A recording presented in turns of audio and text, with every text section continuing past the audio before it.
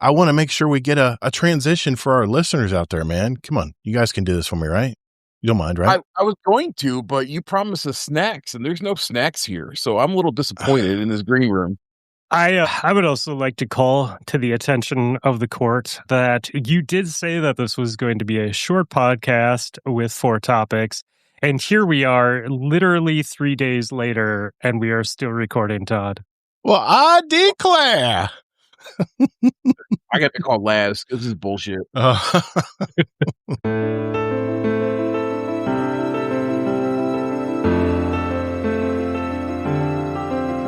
We're a weekly gaming podcast where our mission is simple: to bring to light and discuss topics that have an impact on our gaming hobby, and at the same time, highlighting our diverse gamer community, also remaining dedicated to our origins. Guardian down. Join me, Todd the Gator, and my co-host Kingsley Mack as we invite a rotating list of guest co-hosts every week to join us at the Guardian Down Roundtable. And now, let's get to it.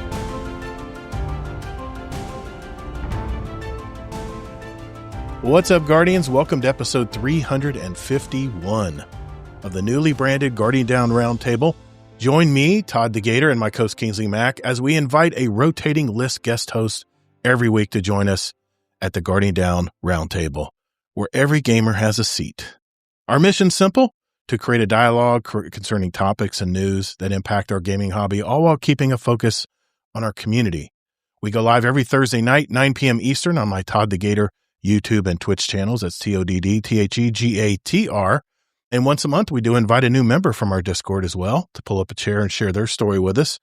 We are a live video show, but we have audio versions available every Monday morning, or late, according to Kingsley, late night on Sunday night for you Central and Western coasters out there in the U.S. All Pacific. Something like that. We love our live shows, though, but we love interacting with you guys. So everyone that is in our live chat tonight, we might have a few spicy topics tonight. So don't hesitate to put your comments or your takes or whatever in the chat, and we'll be sure to share them as long as they're within taste and go from there. So I'm going to start with my co-host from the great state of Utah, Mr. Kingsley Mack. How you doing tonight, man? Hey, doing good. But like you said, we invite everyone, pull up a seat. I haven't received my seat yet in the mail. I'm still sitting on a cardboard box. You didn't get the ticket stub? Come on, man. Man, you're cheap on me. You give the seats to the guests, but not me. Yeah, I'm glad to be here once again. You know, one night we just should have just me and you and just talk and just BS and talk about ourselves and, you know, things that people may not know about us and all that stuff. We'll listen. Oh, that would be fun sometime. It might be, yeah. We love having the guests. Exactly. Well, speaking of guests, our first guest, let's get through the introductions here. Our first guest, he was back on our show in October of 2019, episode 14, titled The Doctor Is In. He's one half of the Potato Thumbs podcast that just released its 452nd episode, and they've been podcasting way longer than us. This is his 11th visit back on our show. I've also met this guy in real life, and I can tell you he is as genuine a person as you see him or hear him on his podcast. The man is from the great state of Minnesota. It's my friend, Mr. Fluffy Fingers, MD. How you been, man? Doing all right? Hey, guys. My name is Fluffy Fingers, MD. I am one of the many hosts on the DPS podcast. That is a podcast where we talk about playing different video games and Adirondack chairs. I actually live in the great state of Michigan, just outside of Detroit. I am an avid Cub Scout, Eagle Scout guide. Jeez. I have lots of opinions, and they're always right. And I think that Transformers are cool. I want to thank you for having me on tonight, Todd, as I have a lot of hot takes, and I think they're going to be very well received tonight. You never disappoint me. Because they will be correct. You never disappoint me, man. Thank you, sir. Thanks for being on tonight. Man, it's good to see you, man. It's good to catch up with you. It's been a while. I'm excited, man. It's been a minute since I've recorded with all of you, so I am very excited for that. Although I've been catching up on podcasts lately, so I did listen to probably 5 or 6 hours of DPS this week. so it's funny. Sorry. Because I haven't recorded with Rodimus in a while, but I feel like I've been listening to a lot of Rodimus this week, which is not a bad thing. I love their show, man. It's been real good. Well, let's just get that introduction out of the way since we've already included him and impersonated him for our second guest co-host tonight. He's been of our community for over 4 years now. We heard from him, I guess, back on episode 160 titled Destiny 2 New Player Experience back in August of 2022. He's one of the co-hosts of the Dudes Playing Stuff podcast, DPS for short, which surpassed their 100th episode this past year. Well done, sir. That is the acid test for podcasters. If you need to fix something in your house, this is your guy. From the great state of Michigan, home of the 2026 men's double NCAA basketball national champions. He made me say that. It's Rodimus. How you doing, man? Good. How are you? Good, man. I can't wait to talk with you tonight, man. I know you just had me on your show a few weeks ago, and I think from what I heard, a little mouse told me that Kingsley was just on your show. Yes, he will be. Awesome. He was on this week, so he'll be released on Sunday. Nice. You can find that episode on the Potato Thumbs podcast from the great state of Minnesota. My co-host Admiral Nips will be on there with Kingsley and the guys. That's great. So, yeah. We miss Nips. I've been trying to get him on the show. Every time I check in with him, he's like, "Well, I got to do my chemo visits here, and then I got to do this check, and then once I'm past this, I'll be good." So I'm like, okay, no sweat, man. Whenever you're ready to come on the show, we'll be here waiting for you, brother. Yeah, shout out to Admiral Nips. We're always thinking of that guy. Thank you guys for coming on tonight. I mean, I don't know. This is a little fun fact I found out tonight. We have 4 podcasters amongst us here, and I counted it. Between the 4 of us, we have over 1,200 episodes that we have, well, individually adding it up, published to the world. I think that's awesome. 1,200 episodes between the 4 of us here tonight. I mean, talking about Kingsley's Guardian Hub as well, back when he podcasted his own show too. So I thought that's pretty awesome, man. It should be a good show tonight. I'm looking forward to this tonight. Did you include Triple D in that number? Triple D. It's our Dungeons and Dragons podcast. No. I didn't count those. You don't number your podcast, Rodimus. What's up with that, man? I'm like, I'm trying to look at, I'm like, I'm sorry, I'm not going to count every podcast, but I know you guys exceeded 100.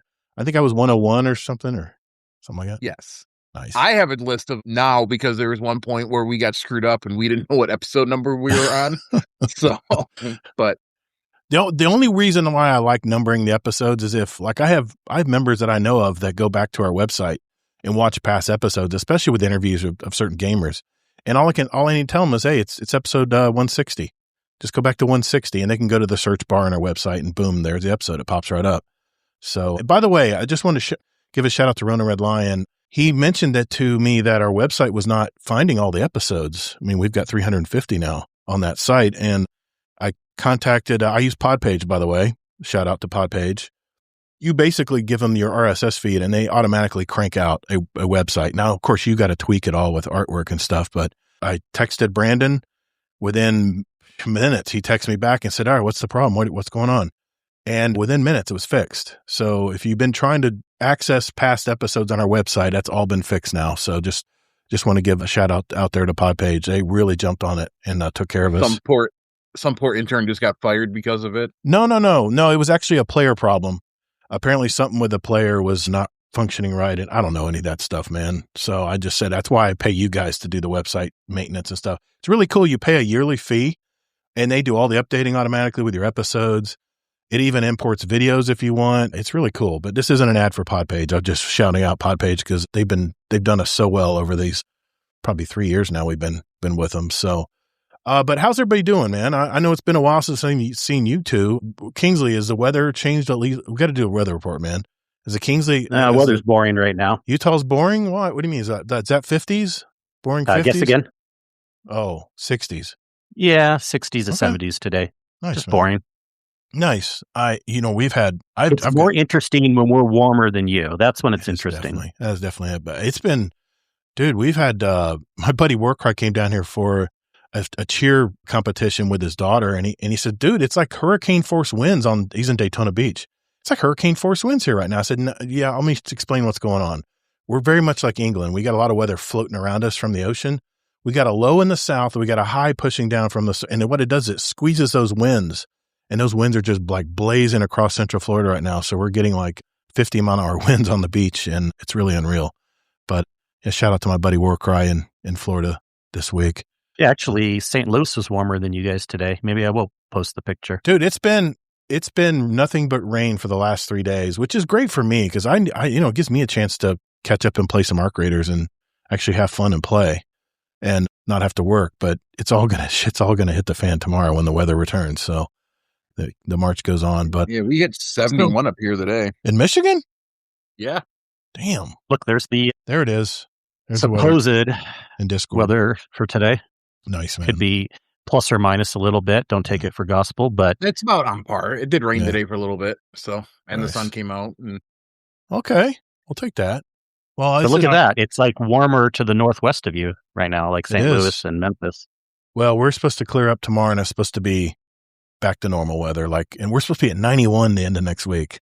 Man, that was so much for spring, right? Spring's gone. You can keep that bullshit down there. Believe 91 is rough. 85 is comfortable because it's still humid. It feels like 90 sometimes, but man, 91 you're getting up into the uncomfortable going through 2 shirts a day kind of thing. So anyway. Oh, Todd, I had to count because you were talking episodes. We have 476. Oh, the hidden episodes. Only the OG crew knows about them, right? Yeah, because we have no, we don't have hidden episodes, but we have just spin-off episodes. Like we were doing like what's your med episodes or little fun episodes or. We just tried different things over the years, but I wanted to look because I was I know the number that it says for our episode is off by 20 or 25. Holy crap. So you have even more you have almost 500 episodes in. Yeah, 476. And then to Danger's point, at least 2 of them were completely lost and never made it. So they one of hold on, I got to make sure I'm recording. I got to make sure. Now you got me knocking on wood, man. I'm getting paranoid here now. I was just going to tell you, we've never had an episode that didn't record. Yeah. I think we had one Run the Jewels episode where we were talking about albums 3 and 4, and we recorded that episode for almost 4 hours, and it got lost because that was back in the Skype days. And so we used a program to record the Skype call and transposing it from a temp file to a regular file. It got lost and I searched and I couldn't find it. I found it later due to file size, but I couldn't find the temp file when I was searching for temp files the next week. And then we had 2 episodes over the last 9 years.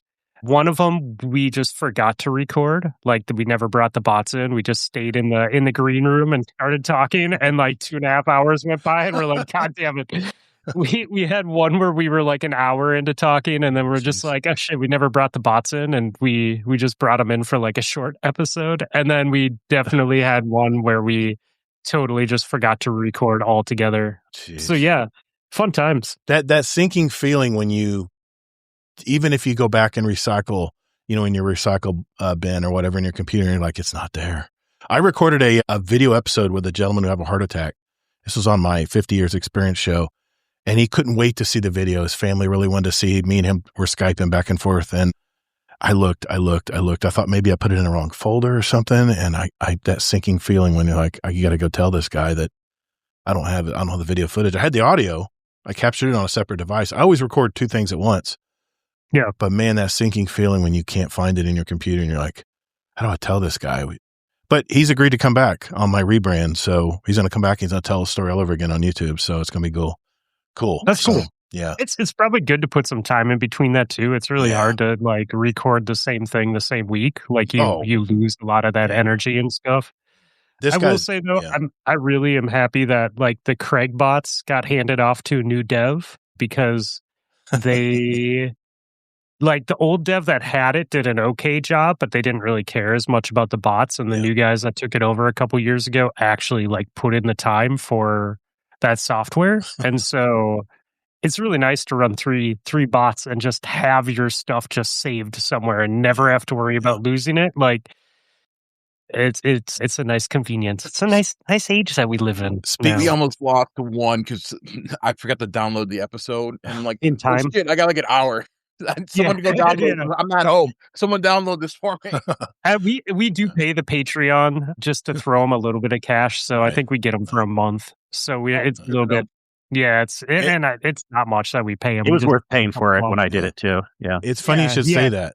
I was on the Blueberry Lounge podcast, and Sweaty was streaming live, and he didn't realize he stopped streaming, I guess.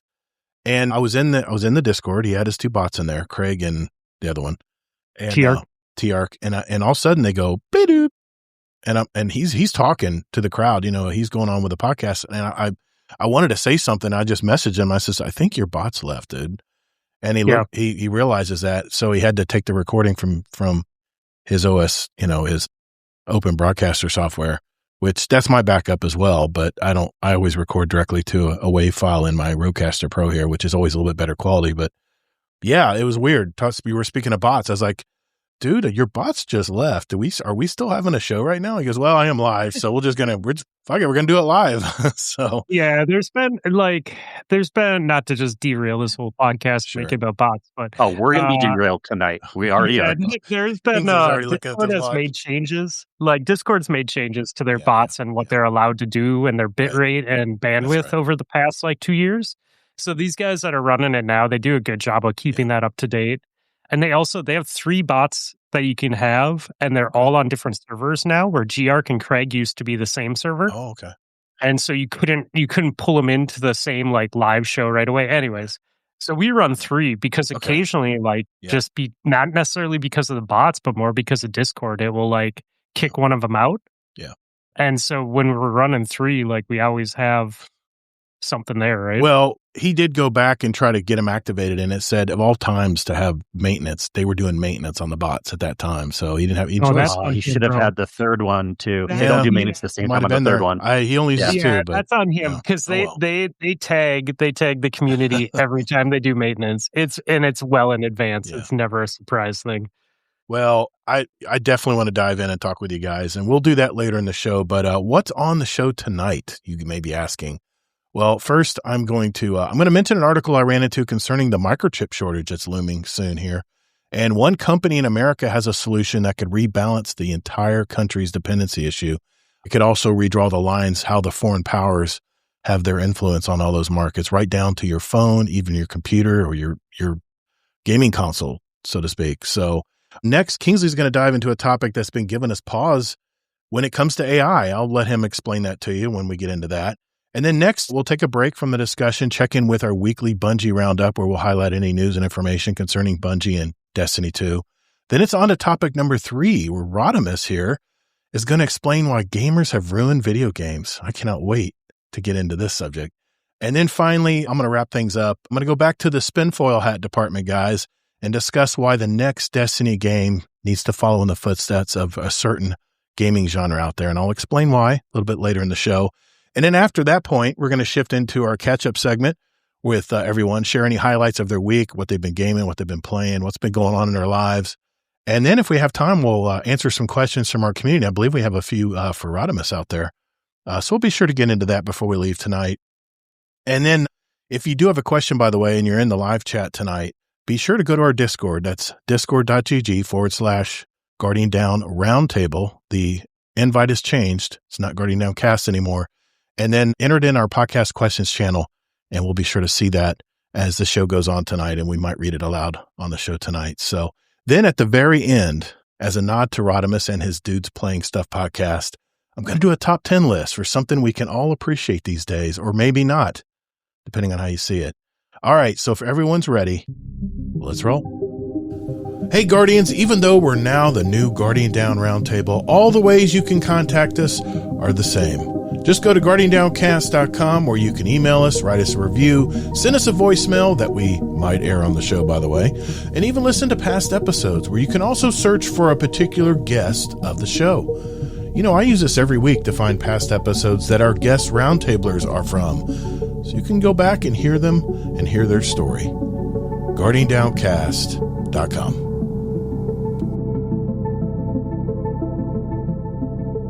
All right, first thing I want to jump into and start the conversation tonight is I found an article concerning that looming chip shortage that you guys remember the pandemic years and all the chip shortages we had. I remember when you had to use bots to buy your PS5 because they were only releasing certain quantities of them when Sony was doing that. But anyway, according to experts, we are again in a fragile position when it comes to microchips. Everything from our phones, computers, gaming consoles, even our cars all need to run on chips. Not to mention the biggest purchaser of chips today is AI. The AI companies out there. It is imperative that the U.S. have a steady supply of these little things. So right now, the largest chip producer is a company called TSMC, Taiwan Semiconductor Manufacturing Company, which is based in Taiwan. And as everyone knows, it's very, very close to China right now. There's been a lot of controversy about, what's going on over there in the South China Sea, and the tendency for all that could get pretty boiled and heated. But companies design the chips for their products, like Apple designs their chip, and then they send everything to TSMC to be manufactured. But there's a company out there that can see a bottleneck in its future supply, and that is Tesla. Mr. Elon Musk has created the largest project ever, and it's already started, by the way, for his company called Terafab. It's a $25 billion joint project between Tesla, SpaceX, and xAI, and Musk is calling it a step towards, quote, galactic civilization. I know he always likes to be dramatic with his projects, but here's how it's going to work. Musk claims that the existing suppliers like Samsung and TSMC, they just can't scale quickly enough to meet the demand for the 1 to 200 billion chips he's going to need for his cars and these Optimus robots he's going to be making. The facility is going to be based in Austin, Texas, targeting a monthly output of, listen to this, 1 to 2 million 2-nanometer wafers, basically dwarfing what TSMC does right now. But here's the pivot, though. 80% of Terafab's compute output is intended for orbital satellites, where Musk believes that space offers 5 times more solar irradiance, solar power, and more efficient cooling because it's in a vacuum. And so that helps answer the power and water source questions that we've been talking about with AI, that they're draining the U.S.'s power grid and all that stuff. So if this actually happens, it could mean a total disruption of the global semiconductor supply chain, and certainly put us, the United States, on the map as a new chip industry leader out there. But here's the reality check.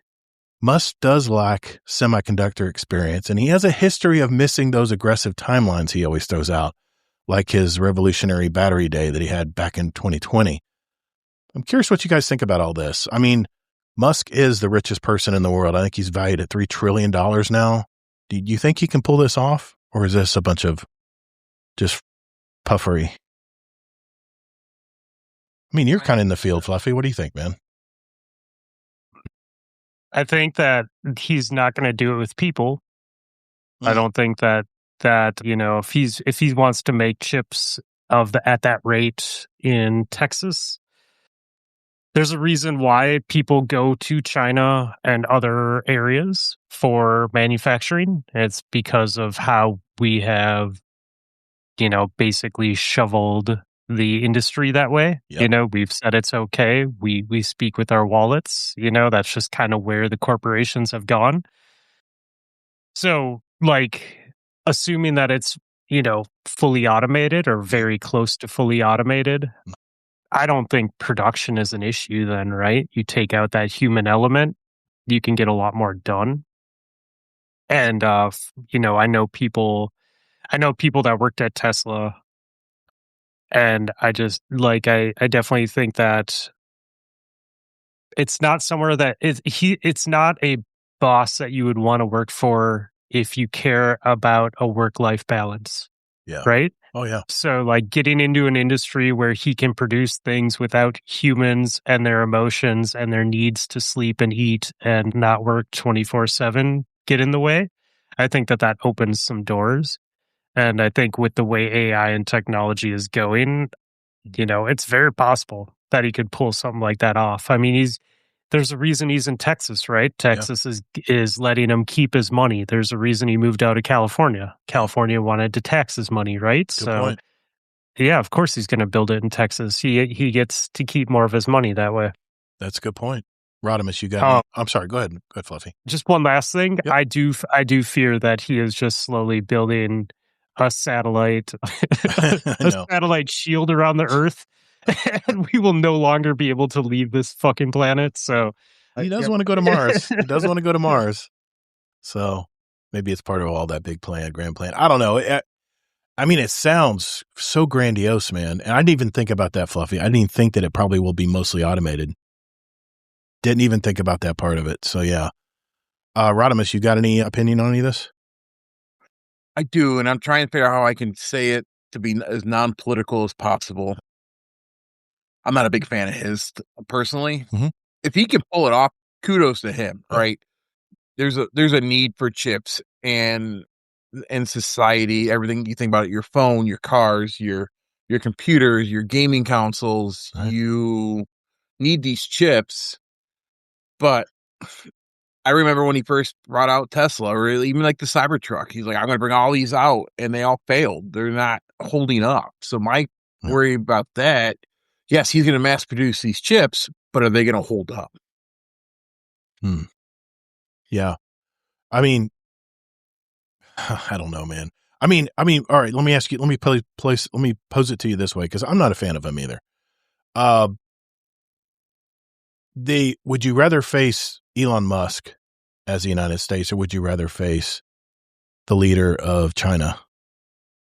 You know, when it comes to our semiconductors, there's and other options. I understand there's other options. It's very tenuous, Kingsley. It's very tenuous. I don't think either of those people give a shit about us general. No, like Keon, like you don't think fair. so? Like I don't know. No, just he's in the U.S. That's a false equivalency argument, Todd.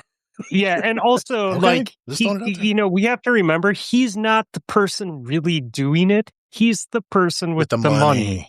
He didn't make Tesla. He didn't make SpaceX. True. He didn't do these things. Other people that work for him did these things where he bought the companies.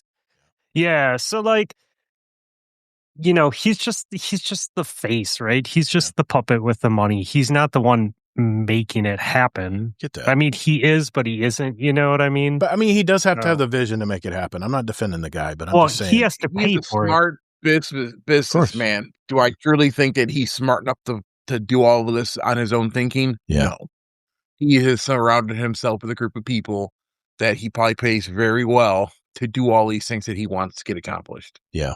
Yeah, absolutely. I get that. Absolutely. Well, I didn't want this to become a political thing at all, but I figured it was you're fine. It was literally on the tech sector. I don't like the man himself. So. Yeah, I get that. But there is definitely a chip shortage, and there's a need for it. As far as coming from China or him, I don't think it really matters. Yeah. With any of that. So I got you, man. Kingsley. I think too, like, sorry, it's important to like read. Oh, shit. Hold on a sec.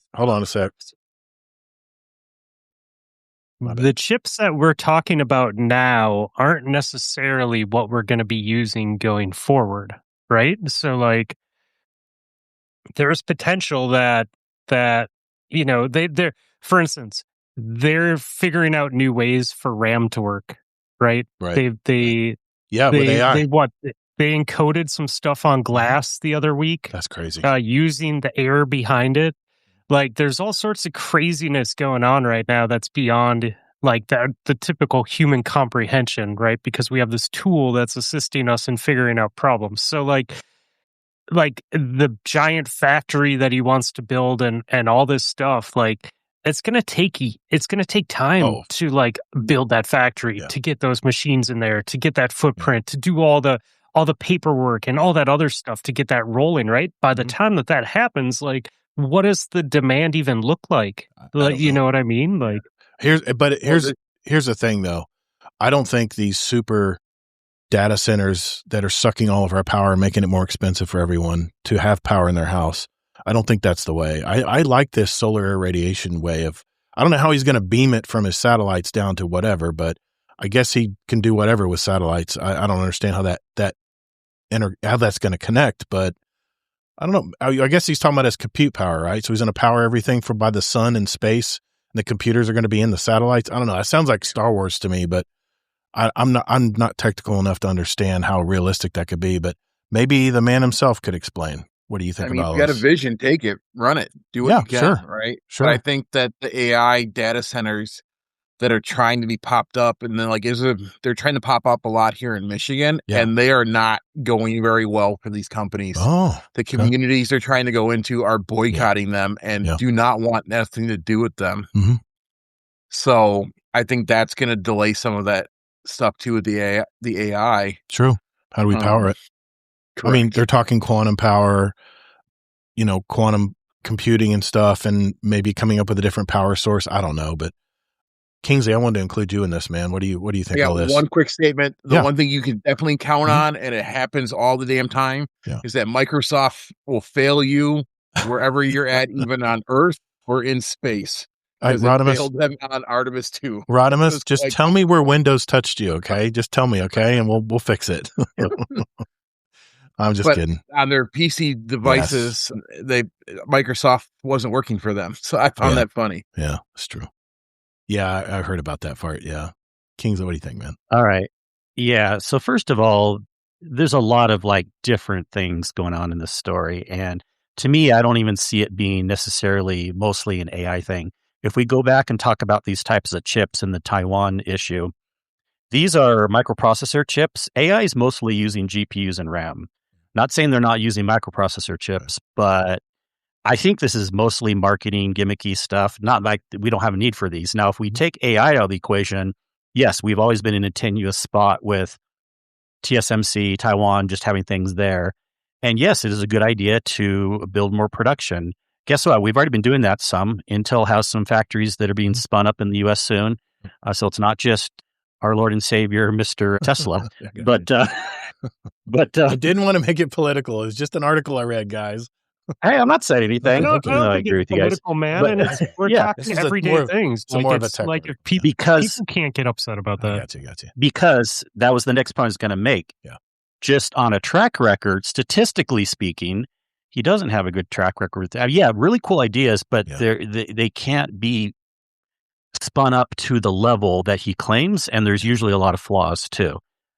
And so I give this a 70% chance of not being anywhere near what he's claiming. Okay. And it's just kind of absurd and silly, in my opinion. I mean, I think look, we want more chips building the microprocessors everywhere, but that's what I'm saying. There's other options. It doesn't have to be just Taiwan or just Elon Musk. We already have some other things going, and use other countries too, other than Taiwan, which we are a little bit. There's a little bit of stuff going on in India and a couple other countries. Okay. So it's not just Taiwan. Right. In fact, companies have been doing this. Apple even announced that they're bringing even more production of some of their computers to the U.S. and other markets, not just Taiwan. So it's a great idea, but it sounds like 70% floof to me. Star Wars. And also, again, like Fluffy was saying, and even right now, most of these chips that are these microprocessor chips aren't the biggest bottleneck in AI. It's the GPUs and the RAM. So I don't even know what he's saying. It's like he sounds like he's just trying to say, we're going to fix AI like this, but then the people that know better are like, well, these aren't the same chips. Now, maybe they're moving to a different type of chip. But then again, 10 years from now, when the factory's up and running, we might have another different chip. So I don't know. It's a lot of floof. You just sparked something for me that I think is maybe we're just looking at this wrong. Okay. We're approaching this story as, how is Elon going to save the United States? And let's be honest, Elon does not care about saving the United States. What does Elon care about saving? Himself, his money. Yes. So I think really what you have to ask yourself is, what is the angle for making the largest microchip factory in the United States? And if you start going down expenses, that road, tax breaks, things like that. That's true. All of a sudden, you start getting government contracts. There you go. You start getting tax breaks. You start getting chummy with the people that help you make more money. You make more money. I think that that is, talking floof, that is probably exactly on point. This is a selling point, a marketing point, but the real reasoning behind it is there's probably a huge financial incentive for them to do that. And then in his current position with the government, he probably has some sort of angle where it's very lucrative to do that versus like if I tried to start a microchip factory. Well, I mean, also, I'm sure there'll be a little bit of output for our military as well. So with the Pentagon, so I'm sure there'll be a deal there. But the experience is my biggest concern too. Yeah, exactly. You don't, even people that think they understand, ask anyone who's ever worked like in a fab like Intel or TSMC or things like, look, you can't even claim you have the experience unless you've had like maybe a factory going for like 30 or more years. Yeah. And then you can build new factories and kind of have that experience. Like, how the hell is he going to magically have all the correct experience on a new factory? These things are so precise. I'm not saying it can't be done, but again, I give it that 70% chance of failing at some point of like not reaching the output or having faulty chips. Yeah. If it could be done and then none of that happens, more power. I think that's awesome. Yeah. But I just don't think the experience will be there. I think, correct me if I'm wrong, but Intel tried to make another plant during the Biden years, I think, and they couldn't. I think they had to close it down or the money wasn't there. Or, I'm trying to remember what. No, there's still trying to build one in Ohio? And Micron, so I want to see more GPU and memory. And memory, Micron has a factory that's going to be opening in Idaho soonish within the next couple of years. But, and not, again, we want microprocessor chips in the US also, but if we can get like GPU fabbing going in the US, that's going to be huge. And RAM also. Is it Micron the ones that just had that RAM breakthrough like last week? Yeah. Nice. So that's why I asked him last, because he's all in the news. He knows the latest stuff that's coming out. So that's why I left it. It's an interesting one, though. I hadn't even really heard this story. And when you posted it, I was like, okay, actually, it's a thing. It could happen. But actually, this project started weeks ago, according to Musk, but I don't know what's actually happened. I never even heard of it. Yeah, this was on one of my Apple feeds news, or it was Google News. I'm not sure. Two of my feeds I use, but I thought it was pretty interesting. So, hey, that was just an appetizer. I just wanted to get the conversation going. Oh, real quick, just like so I can leave it on a positive. I do think it's important for us to look at what we learned from COVID and supply chains. Mm-hmm. And I hope that we get away from the corporate greed model that we had going, and we do take time to look at like how it benefits us to have things in-house. Yeah. Mm-hmm. So like, that's cool, and I hope that for that reason, they do go forward with everything. And then maybe one day we'll all realize that we live on the same stupid rock of fire flying through the universe, and we'll stop bombing each other, and we'll just work on making cool factories so we have chips. Like that plan. For everyone. All right, let's leave it at there. Speaking of COVID shortages, did you see the plant that in Canada that got lit on fire by a guy with all toilet paper? That was California, wasn't it? I thought it was in Canada. It was Ontario, California. Oh, was it? Okay. Well, you Ontario is a city in California. Yes, it is. I live do know there, of it. actually. Yes. There might be a toilet paper shortage, just so you know. Okay. All right. I'm done. All right. Hey, let's move on. He's serious. Did you not see that, Todd? Kingsley, this is why our show is going to go over 2 hours, man. No, we have a lot of the toilet papers made in the Northwest, too. I know some factories up there. I get it. All right. I can tell already. This is going to be a tough bus ride tonight. I'm going to try to keep us on the road. Oh, you think? All right. I know. All right. That's what happens. I mean, the point is, it's a round table, though, right? Yes, like it we're is. supposed to discuss. Like, I'd much rather have us dig into these subjects, right? Maybe we need to have fewer topics. Maybe Kingsley's. I know Kingsley. Well, you've been telling me. No, I think no. Have the same amount of topics, but be open to not talking about them. If you go deep into the that's other the ones. same idea. It's basic, right? Yeah. Like just because you have it doesn't mean you have to use it. Yeah, that's true. Well, speaking of which, let's move on to our second topic tonight. That's Mr. Kingsley Mack.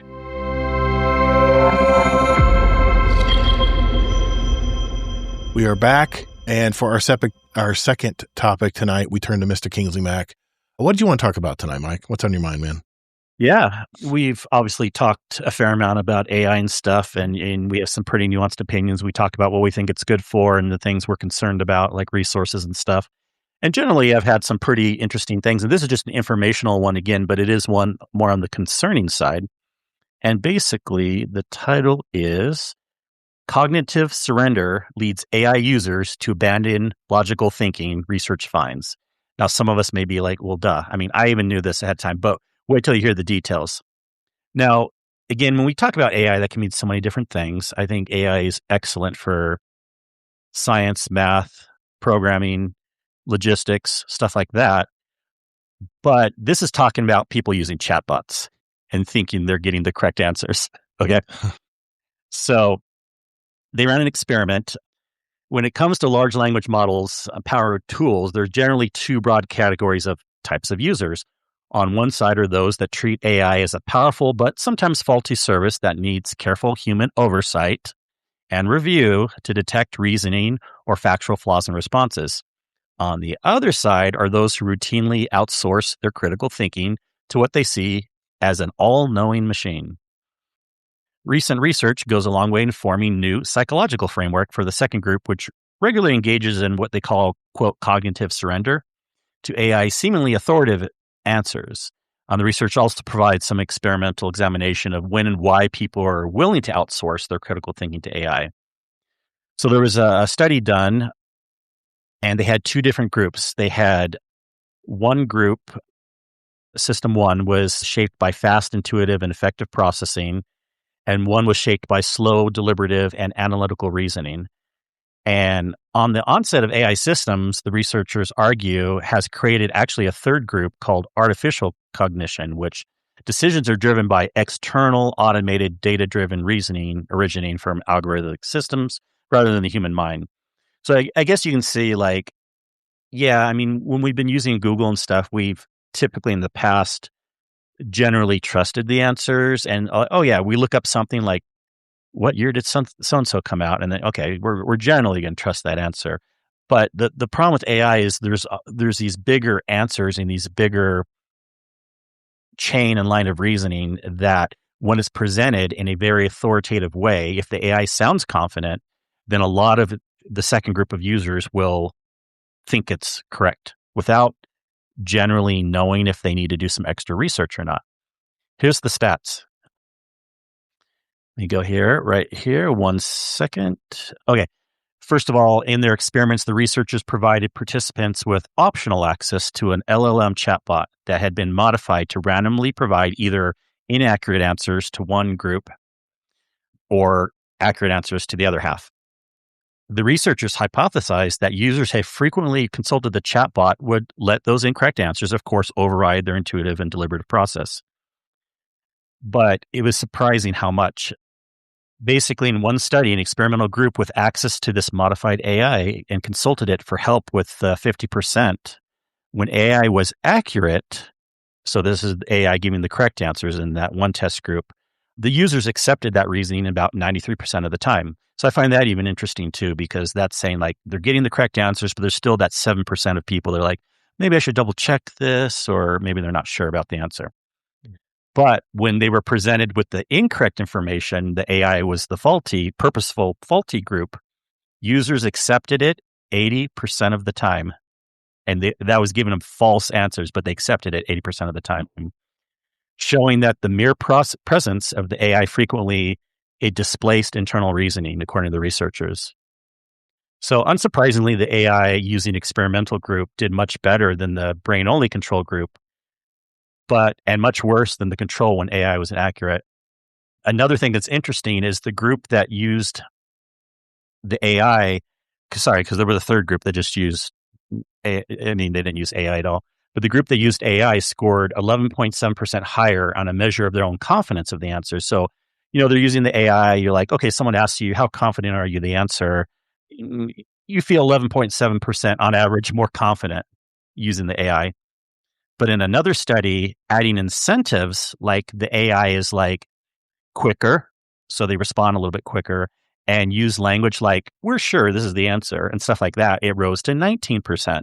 So that really shows how if you use certain language and certain quickness at the end of AI, humans will think it's more accurate based on how quick it is and how much of a nice we are sure they say at the end. Because, sometimes there's those stories of the LLM chatbots. They're like, we're sorry, that was, let's help you again, right? And then it's kind of like, oh yeah, AI is being dumb or whatever. But if they were to change it and be like, oh yeah, this is for sure the answer, then people just assumed it was the answer. So long story short, to me, this is interesting. I always kind of know this, even back in the day. I've been on the internet forever, and I'm a very logical and fair person. And even when I read stuff online, even back in the 90s and stuff, I'm like, I'm not sure this is right. I just like correct information, and I'll research other sources. I'll go to sites like Snopes. I'll check things out, and I will be like, I don't care what my personal political views are. I just want correct data. And even if it goes against what I'm personally thinking, I just want the data.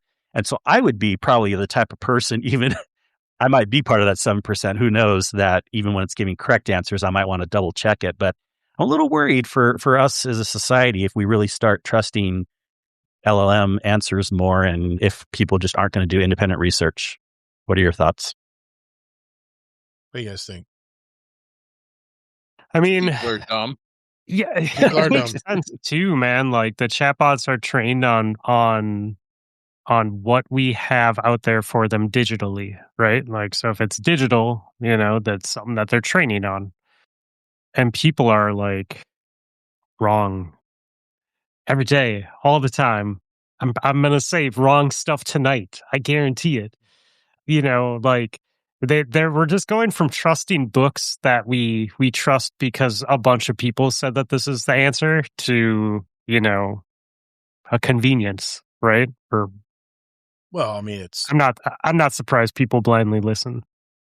It's kind of laziness that you don't double check your answers. I have been a little surprised how quickly some people have adopted it, because I feel like, and yes, there's a lot of people that don't like AI and they haven't adopted it, but like, I feel like when I've seen, again, the history from me being a kid and internet adoption and things like that, even like people accepting Google for answers was slower than this. But then the people that have gone into AI, they've gone fast, and they use it so much that it's just kind of like they don't even question it. At least some people. Yeah. Yeah, it's funny that you say that. I have a really good friend who works at a bike shop, and I picked up my bike from him this week. And we were just catching up because I haven't seen him in like 2 weeks, 3 weeks, something like that. And so we were just catching up, and he was telling me, I don't know how we got on the subject of AI, but he made a comment about how like people are constantly bringing in bikes because they ask like an AI large language model how to do maintenance on their own bike, which is super awesome. But it just gives them like totally inaccurate specs. Yeah. And so they're like, they're trying to like wrench on their bike and do the right thing. And he's like, dude, it's almost every day that someone's bringing in a bike, and they're like, I was trying to do this. I don't know why it isn't working. Like, these are the specs that I was looking at. And like, it can happen, man. I don't know why my spoke broke. I kept cranking on it, on it, and it just popped like a guitar string. I didn't understand it. It said to do it. It's this many people. Yeah. Foot-pounds. Yeah. That's crazy, man. What do you think, Rodimus? You have to take everything with a grain of salt, even if you have that crazy neighbor who's like a conspiracy theorist or whatever. Mm-hmm. You're always going to double check your work. I think AI in general, can be very dangerous to certain people in certain situations, but can also be good, used for the good. So it's kind of like that 50-50 balance. It's got to be careful with it. I honestly, I treat my AI bot like shit because I'm trying to screw up the algorithm with it. I'm like, no, that's not the answer I want to hear. I want a different answer. And it struggles sometimes to give me a different answer. Really? It just wants, but I'm a Bing guy, so I use Bing instead of Google. I got you. So, hey, you said you can't trust Microsoft. That's what you said. I get rewards points, and it pays for my daughter's Roblox. There you go. There you go. Okay. There you go. You know, it's funny. I was checking something. I can't remember what I was checking. I use Gemini 3, and I think I like the bot. I think it's pretty good. And what it does for me is it just eliminates a lot of extra reading, like summarizing things, because our time is so limited when we're on the internet these days. Like I'll watch a video and I'll go, man, that was a great video. I'd like to talk about that in the show, but I can't sit here and watch it again, 38 minutes long, and write notes every time I hear something. I'm just going to copy and paste the YouTube video, throw it into Gemini and say, hey, listen, I like this video. I want to talk about it on my podcast. Condense it into speakable points for my podcast in the style of my speaking and writing. And it of course has samples of my writing and speaking, and it's pretty close. It's pretty close, and it does it in 35 seconds. Yet you remember me noticing it was way off a few times. Well, like that sounds like that was but AI. I just noticed something. You can actually, it has a drop-down menu on your answers. You can export it to docs or do all kinds of different things. It has another button that I never remember seeing. I don't know if it's new or not. It says double check answer or double check. And what I like about Gemini, at least, I can't speak for Claude or any of the others out there. It will list on the far right corner all of the websites that it drew that knowledge from. Not for condensing stuff, but if I'm asking it a question about something, it gives you websites of experts that it pulled from, and you can go click those websites directly on the page and see if in fact that is what they're saying. So, and do you? Telling you now at the very end of it. Sometimes I do. True. Yeah. So, a disclaimer: this may not be true. Oh, of course, of course. I mean, it's good when you. Did you notice our news feeds now are all generated by AI? I never knew that. I thought people were writing articles and then they were posting them to Google or something. No, there's an AI bot that actually knows what you like to talk about or listen to, and it automatically does it, because at the end of everything I read in my news feed, it says generated by AI. And I'm like, what the hell? Really? They're not all. I still read tons that are not. Yeah. I can give you some sources. Yeah. What were we going to say, Kingsley? I think what you bring up a good point about the sources, though. See, and I use this a lot with my professional business, but I've always been doing this, and I want to make sure I have the right answers, because even a long time ago, message forms, people are going to give stupid answers like something's wrong technically on a computer, and maybe something I haven't run into before. You go to the message forums, and people are like, "Oh, it's for sure this." I'm like, and with my 25 years of experience, I'm like, no, it is for sure not going to be that. So funny. But there's so I will have to basically, before I'm confident on an answer, if it's something I haven't run into before, I'll need to have at least 2 or 3 confirmations from different places before I feel confident. I'm not just going to do AI. I'm not just going to do one website. I kind of need to look a few places. And if I can't get an answer that I feel confident from multiple sources, then I know in my mind, plus when I talk to the customer later, well, we're not sure on this yet. And they may be like, but AI said, no, trust me, we're not sure on this yet. Confirmed, I think there's such different levels of information. And so for some things, you might ask it a stupid question. You know what I mean? Like, how big is the tail on a blue whale? Or just something silly. And if it tells you, if it gets the unit of measurement wrong, maybe no one's going to be impacted, right? It's the answer is it's really big. Okay. You know what I mean? Either way. But if it's more precise, or if the information you're looking for is more important, that's when it makes sense to do more work for your answer, like Kingsley is saying, right? If it's a business or it's something impactful. It all goes back to critical thinking and knowing how to disseminate information. Even back when we only had books, it was the same thing. Like people have said, It's the number one reason why I don't answer pest questions on Nextdoor anymore. People will say, what is this insect? And I'll say, that is an assassin bug, for instance. You'll get so many people that chime in that are flocking to Google images and saying, oh, no, that's a stink bug, or no, that's this kind of bug. And who do you know who to believe? I don't want to sit there and have to verify that I've been in the pest management industry for 35 years, and that's the reason I know what this insect is. I just shake my head and just move on. Someone called about fleas in their backyard, and it's a lot of sand. And how should I treat this? And I said, well, you need to have a professional come out, and we can apply an adulticide and then use a growth regulator and blah, blah, blah, blah, blah. And all of a sudden, the whole chat jumps on me. Oh, we shouldn't be using pesticides in our yard for fleas. I said, then fine. Let the fleas overtake your house then and tear your dogs apart where they're tearing out their fur because they have flea allergies. Whatever, But someone was telling them you can use salt and pepper or something. I'm like, seriously, people? Seriously? Salt and pepper to control a flea that's been here longer than us? Anyway, sorry, I might have. Well, your problem is not AI. Your problem is getting involved in those message boards. I know. My wife tells me. That's why I don't. That's why I don't answer them. That's why I'll look at them and I'll go. I'll look at them and I'll go, yeah, that's that, and I'll just keep moving on. And I hardly even go to Nextdoor anymore, unless it's someone referring me, that I've done a good job for them or something, and I want to make sure I give them thanks. But I mean, it's an interesting point, Kingsley.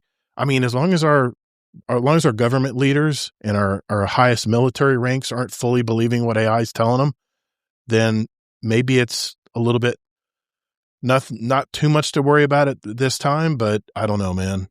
No, dude, they're in every level of big business and proud, for sure, like military and military private companies, like they have their own large language models.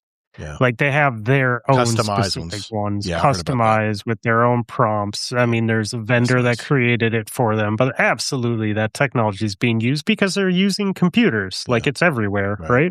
Yeah. I keep going back to, what was that game? What was that War Games movie in the 80s? That's what I keep going back to, about how this computer takes over our Pentagon and starts threatening nuclear missile launches. And I never thought I thought that was so far-fetched back in the 80s when I watched it. But anyway. Hey, guess what? I put that show as my movie on DPS. Nice. War Games? Oh, yeah. That's a very topical movie, man. That was a good ad. Yes, he did. Yeah, that was a good ad. Yeah. Well, thanks, Kingsley. Appreciate that story tonight, brother. And yeah, that gets the conversations rolling along here in the tech sector, but we're definitely going back to gaming, guys. Don't you worry. First, though, before we go on to our third topic tonight, we need to check in with Bungie and see what's going on with them. So we'll do that right after this.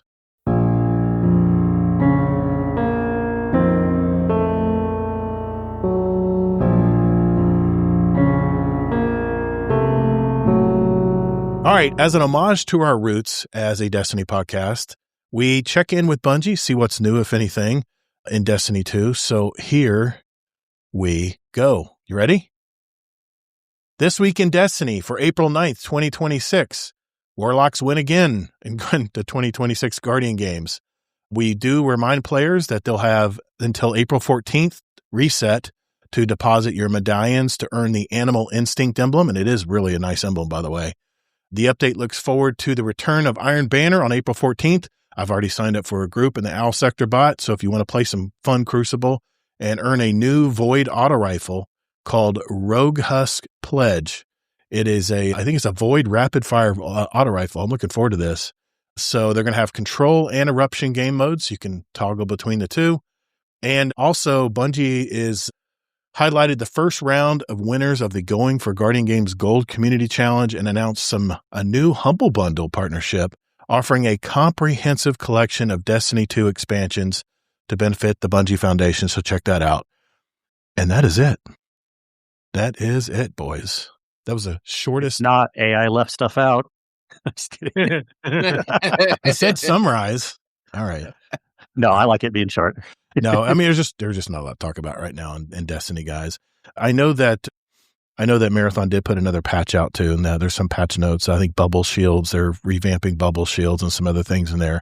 I think the in-game weapon, the chemical glob weapon that was shooting, that was way overpowered, and I think they toned that down a little bit as well. So, but that's it, guys. That's all we have for Bungie this week. So we're moving on. We're keeping on going here because we got a lot to talk about, especially at the end of the show. So we are moving on to our next topic. All right. So now that we're all caught up with Bungie and its massive information dump this week, let's shift gears and turn things over to Rodimus. What's on your mind, sir? I'm going to ask you this before I get into my topic. I'm going to ask you each the question. Why do you think gamers are ruining games? I don't know. I don't think they are. I don't know what the balance of that question even is yet, so it's hard to answer. Yeah, I mean, I'm going to keep it vague. I think how do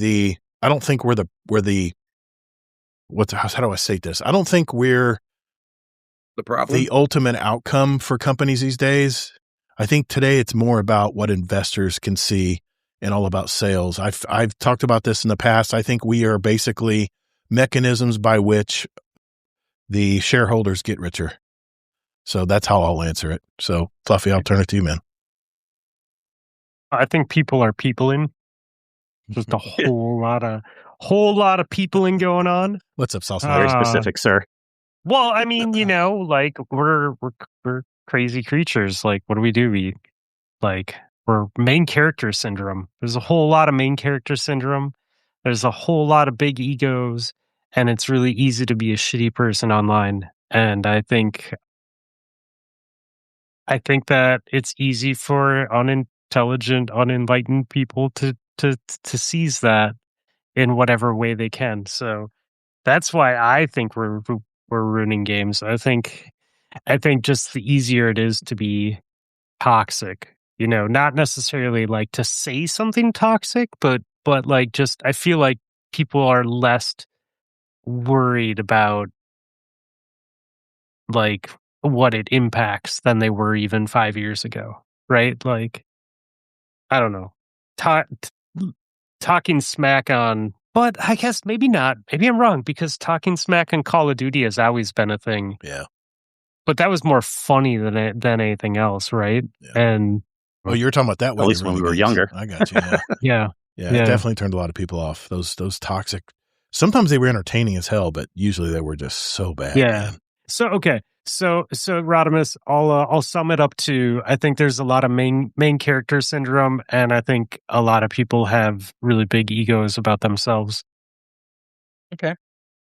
So the reason why I'm saying gamers are ruining gaming, there's a couple different reasons. One is that you want a game to be a certain way, and if it's not your way, you're not going to play it, right? So prime example, any first-person shooter that is a Call of Duty type, everyone wants that game to be Call of Duty. Right. So like Battlefield dropped its player base because they changed their model and they went to a more game style of Call of Duty. The stupid skins, all of that stuff. They tried to do their gameplay. People use Fortnite, build or no build. I think gamers as a whole ruin it more than they think they ruin it. So one of my examples is, why is Marathon getting so much hate at the beginning? Yeah. I feel it's the people who are Bungie loyalists didn't want Marathon. They wanted a new Bungie Destiny shooter, right? It's been going around. So they're going to flock to the internet. They're going to shit talk the game before it's even out. They don't want to get sweaty with it because it's PvP as an extraction shooter. Part of that is I think they're a little late with their extraction shooter, but I feel most of the hate are from people who want Destiny 3 or a new Destiny type of game. So they're going to shit talk and burn Marathon to the ground in thinking that it's going to get them closer to what they want in a new Bungie game. And it's not going to happen. I also think the toxicity in gaming is a problem. Yep. So I know Fluffy plays a lot of ranked rivals, right? Mm-hmm. So if you get someone who's pushing their rank, that wants to get to platinum or diamond or whatever the ranks are, but you get this person who comes in who's not very skilled, and I know they have different levels and stuff, but the pressure is on that person to be someone who they're not going to be. They're not going to be this A+ player. They may be a B player, but they feel they need to up their game somehow and be an A+ player because they don't want to take their team down to a lower rank. So just to clarify the topic a little more, see, I'm so technical. I thought you meant the game itself, but it almost sounds like you're talking more like the experience. I'm talking about players. I'm not talking about games, about the player base. No, but you said the players are ruining games. Do you mean the game experience or the literal games itself? It's kind of it's a little bit of both, right? Okay. So, prime example, you get a game that launches. It's not what they want. What's going to happen to that game? They're going to review bomb it. They're only going to play an hour and like, oh, this game's not for me. It's not what I expected it to be. And they're going to shit talk the game to now into oblivion because it's not the game that they want it to be. Yeah. And I think me and Kingsley addressed that a couple shows ago, how we think that people who review games should have so many hours in the game before they're allowed to, especially in Steam. Which DPS has also. Yep. Yeah, exactly. We talked about that too. Yeah. And the other thing, if someone who is competitive and gets banned, what is that person immediately doing in that game? They're going to go Yeah, but they're going to go shit talk the game. That's for sure. They're going to make a new account and go back into the same bullshit that they were doing. Yeah. Right? But people are sheep, man. Like, it doesn't matter if the person has 20 hours in the game or not. Like, it goes back to what we were talking about with AI before. It's just people not critically thinking. They're listening to one person, and whatever their opinion is, they're just like, oh yeah, that's cool.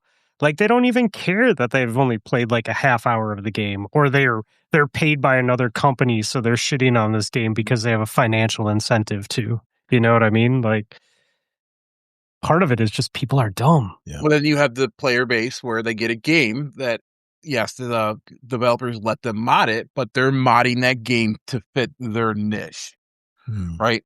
So they can't play the game as a whole to enjoy the game that was released to us. They need to alter that game for them to enjoy it. So is that the developer's issue, or is that the gamer ruining the game? Well, as long as they're not ruining it for other people, I don't care what they do. Yeah, I think mods I don't have a problem with. Like, I got Borderlands 4, and I was playing it, but I quickly realized that I wasn't going to get into it because it just, I wasn't in the mindset for like another game like Destiny at the moment. And Borderlands is a very similar looter shooter type feel. And I was playing with Rob and Val, and I loved playing when friends were on, but I found like solo play, I just did not care. I was thinking about playing other stuff. And I noticed one of the times that Val had a mod on when I was playing with him when he was hosting. And so I went and got mods for the game, and it made it more fun for the time that I played the game. And I'm glad that I did it. I'm glad that I did mod it, because I did like give me slightly better loot mod. And so I got to play with all the fun weapons that weren't boss specific weapons, but I ended up dropping the game really quickly. Mm-hmm. Like, I didn't play the game very much longer. So without the mods, I would have never experienced it. The mods at least let me experience it. And I was only playing with friends when they were on at that point. So like, I wasn't even tied into the story or anything, or probably wasn't going to see it through. I don't know, just a side story to think about when thinking mods. Like, there could be positive.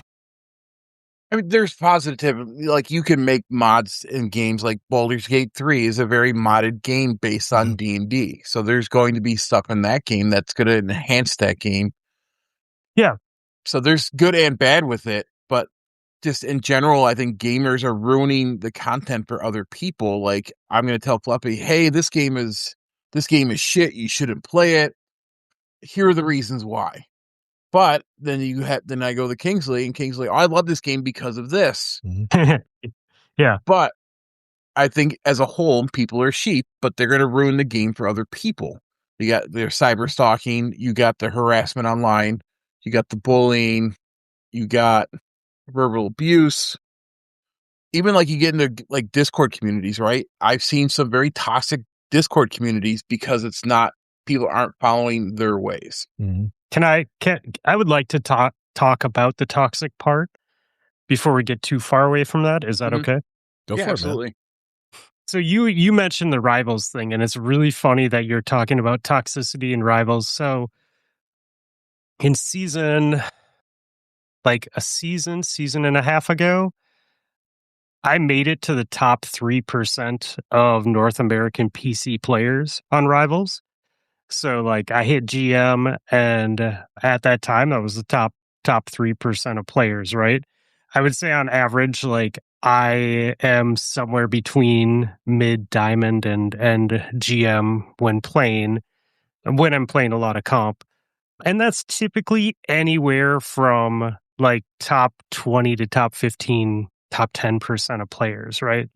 In North America lobbies, and specifically PC.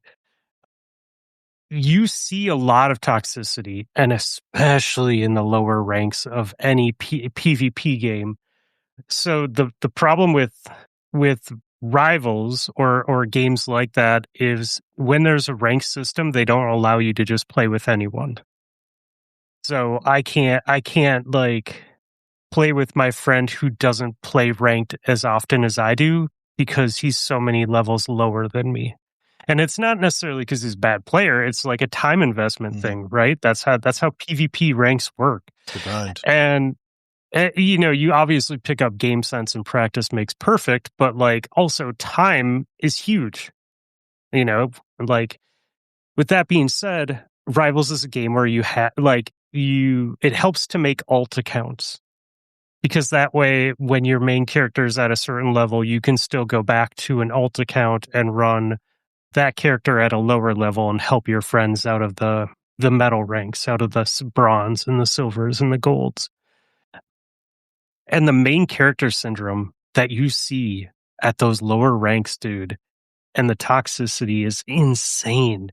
And it's funny because I'll be playing in like high level lobbies and I'll go down and I'll jump in a game with a friend and I'll just play whatever the team needs. You know, I'm on an alt account. I don't care about my stats. I'm just trying to have fun with my friend. I'm going to fill whatever position needs to be filled, right? And I will sit and watch like people just play the entire game so poorly. You know, they're pushing without the team. They're dying and then they're spawning and they're running back out there and their whole team just died. So they're just solo running into 6 people and dying again, you know, or they just make mistakes because they aren't as coordinated, or they don't play enough, or they don't have the game sense, or they just can't aim. Like whatever it is, you just see the mistakes. You see the lack of game sense, but then they'll get on the microphone and just start berating the team that it was everyone else's fault that they just lost the game. And I have to sit there and not say anything because my alt account will get banned if I'm if I'm on voice chat or if I'm in text chat, like, bro, like, trust me, this is not my main account. Like, you were the problem. Like, why are you know? So I just have to bite my lip and like watch it go down. And dude, you know, like it's the toxicity of that community has gotten to the point where I ended up this season just turning voice chat and text chat off completely. And I said, I don't care. I think callouts are great. I think callouts are the only way that you have a successful team game. But there's so many stupid people that play this game, and it's a free-to-play game, so it's very accessible to anyone, that like the toxicity ruins the game or adds anxiety that I don't want or makes me play worse, you know? Like if I start off a game poorly, I have less of a chance to recover by the end of the match because now I'm worried about this dude who's either screaming in my ear or like calling me out in chat, right? And it's so funny because like turning voice chat and text chat off this season, I've noticed it's been slower to climb because I don't have the same call outs, you know, and I'm not communicating in a positive way with my team. But I've had 0 games where I'm like worried about my performance because I'm back to, if I die, I respawn and I'm like, where's my team at? Where's this game at? What was wrong that happened? What mistake did I make? How could I have like not died there? And I go back out and I try and improve upon my performance. And you don't have this noise of like humans with emotional issues that, you know, that don't have a social network, that are taking it out on strangers online, are you know, putting out there. Fluffy, you remind me so much of me playing Crucible because I played a lot solo. And I would do the same thing. I would adapt to the team. And I turn my text chat, voice chat on my PS5 or my PC or whatever. I turned that stuff off long ago. You can't even you can send me a friend request maybe, but you can't send me a message unless you're part of my, part of my friends or my clan. And dude, I play so much better. Even sometimes I'll even play pretty good without even sound on because I'm more visual then. It's like I'm playing as if I couldn't hear, which I think that's the reason some of the hearing impaired players out there are so damn good. But there's times when you can't hear a golden gun. You can't hear a golden gun light up and you poke out there and you're dead. But I feel the same way, man. A lot of it is extra noise, and you got to remember it's a game. You tell me that, man. I get so serious playing Crucible, and you go, dude, you're playing a video game. Why are you getting so serious about this? It's your free time. Exactly, man. I tell you, you guys wouldn't even recognize me now. I am such a different person now. that I've played so many different games now. No, I'm serious. No, I'm gonna. If you everyone join his Iron Banner stream next. Yeah, I'm gonna be streaming Iron Banner. You'll see, man. I'm more about having fun and talking with everybody. Yeah. No, that's you can ask Warcry. I've definitely gotten a lot better. I mean, there's going to be some times when there's a close game and I'm like, shit, I should have done that. And I can't believe you pulled that out. And shotgun user, it's going to happen. I do that because I'm frustrated at myself. But dude, I totally get that. I mean, I grew up with the Call of Duty lobbies, man, and I think kids can get mentally damaged playing that game at such a young age because it is the gutter, it is the sewer of humanity. And you have people who cyberbully these kids playing Call of Duty. And I'll be honest, man, a long time ago, I got into it so bad. I still feel bad about this. I was bullying a young kid. It was on my team. No, in Call of Duty. And he was calling me out for using a noob tube. Remember that? Oh, using a noob tube. What the hell? And I started getting real serious with the kid and I had to shake it, man. I was like, I'm getting sucked into this crap, man. I can't be this way. And that's when I turned everything off. I don't want to hear from anybody. I can't do call outs. I used to be. Well, it's funny though, Todd. Like Call of Duty banter doesn't get under my skin. Oh, it doesn't. And I actually got upset when they changed it, because the second to last one that just came out, it came out so that you could talk to the enemy team and you could talk between games. And they changed that. And I think it's different. I think it's different when you're yelling at the enemy. Yeah. But when it's someone on your own team and it's a team-based game, like where Call of Duty, if I'm doing poorly, I feel less bad about it. Right. But if it's like a team-based game where everyone has roles and you're failing at your role and that's why your team is losing, the toxicity is I think it's worse. Or at least I perceive it as worse, right? Yeah. Sorry, I didn't. No, I'm glad you brought it up because I was trying to figure out what Rodimus was getting at with saying gamers are ruining games. I thought it was because maybe he thinks that people are buying shit games these days and they're adding to the problem. No, I honestly thought that's what you were going to talk about. No, part of it is there's so many games now that come out compared to what was even 2 years ago, right? Yeah. But it's my way or the highway mentality. And we've sucked into it, right? When Destiny, for prime example, we wanted Destiny to go a certain way. And when it wasn't going our way, we would bitch about it weekly. Yeah. Right? Yeah. So part of it is the gamers are like, well, this way. And they need to speak with their money. But in general, you think about review bombing, right? Who's at fault for that? It's the gamer. The gamer's review bombing a game. Do they need to put extra amount of hours into the game before they can review? 100%. But you have streamers who review bomb a game because they're not doing well. They're used to doing so well. Prime example. Yeah. Ninja with Marathon. Yep. Got fed up. He died by an AI bot. I saw that clip. And he unloaded the game. I saw that clip. That was so funny. Oh right? My God. So I think that in general, gamers are ruining games for people. And just as you explained, talk about the toxicity, 73% of teens experience harassment before the age of 16. And that's not healthy. It's not healthy. Right? Just in gaming in general. Mm-hmm. I mean, kids are jerks, man. Well, kids are assholes. Yeah, kids are jerks. And they think they know everything. 100%. And dude, we're all dudes. I think it's important to put that in perspective because can you imagine being a female gamer, dealing with these guys? They don't even know how to. They don't even know how to talk to other dudes. How do you think they're going to act around a girl? But there are some female gamers out there that hold their own and give them more shit. No. I know some female streamers. I'm not saying anything about that. I'm not saying they can't hold their own. I think most of the girl gamers that I've been or I hang out with or that are my friends are smarter than most of these dudes that are screaming into the microphone because they have emotional issues, right? I don't know, man. It's so Go ahead, Kings. Oh, go ahead. No. I have a really interesting take on this because I feel like it's not even so much. So you say people sometimes trash games, and sure, that's not good in theory.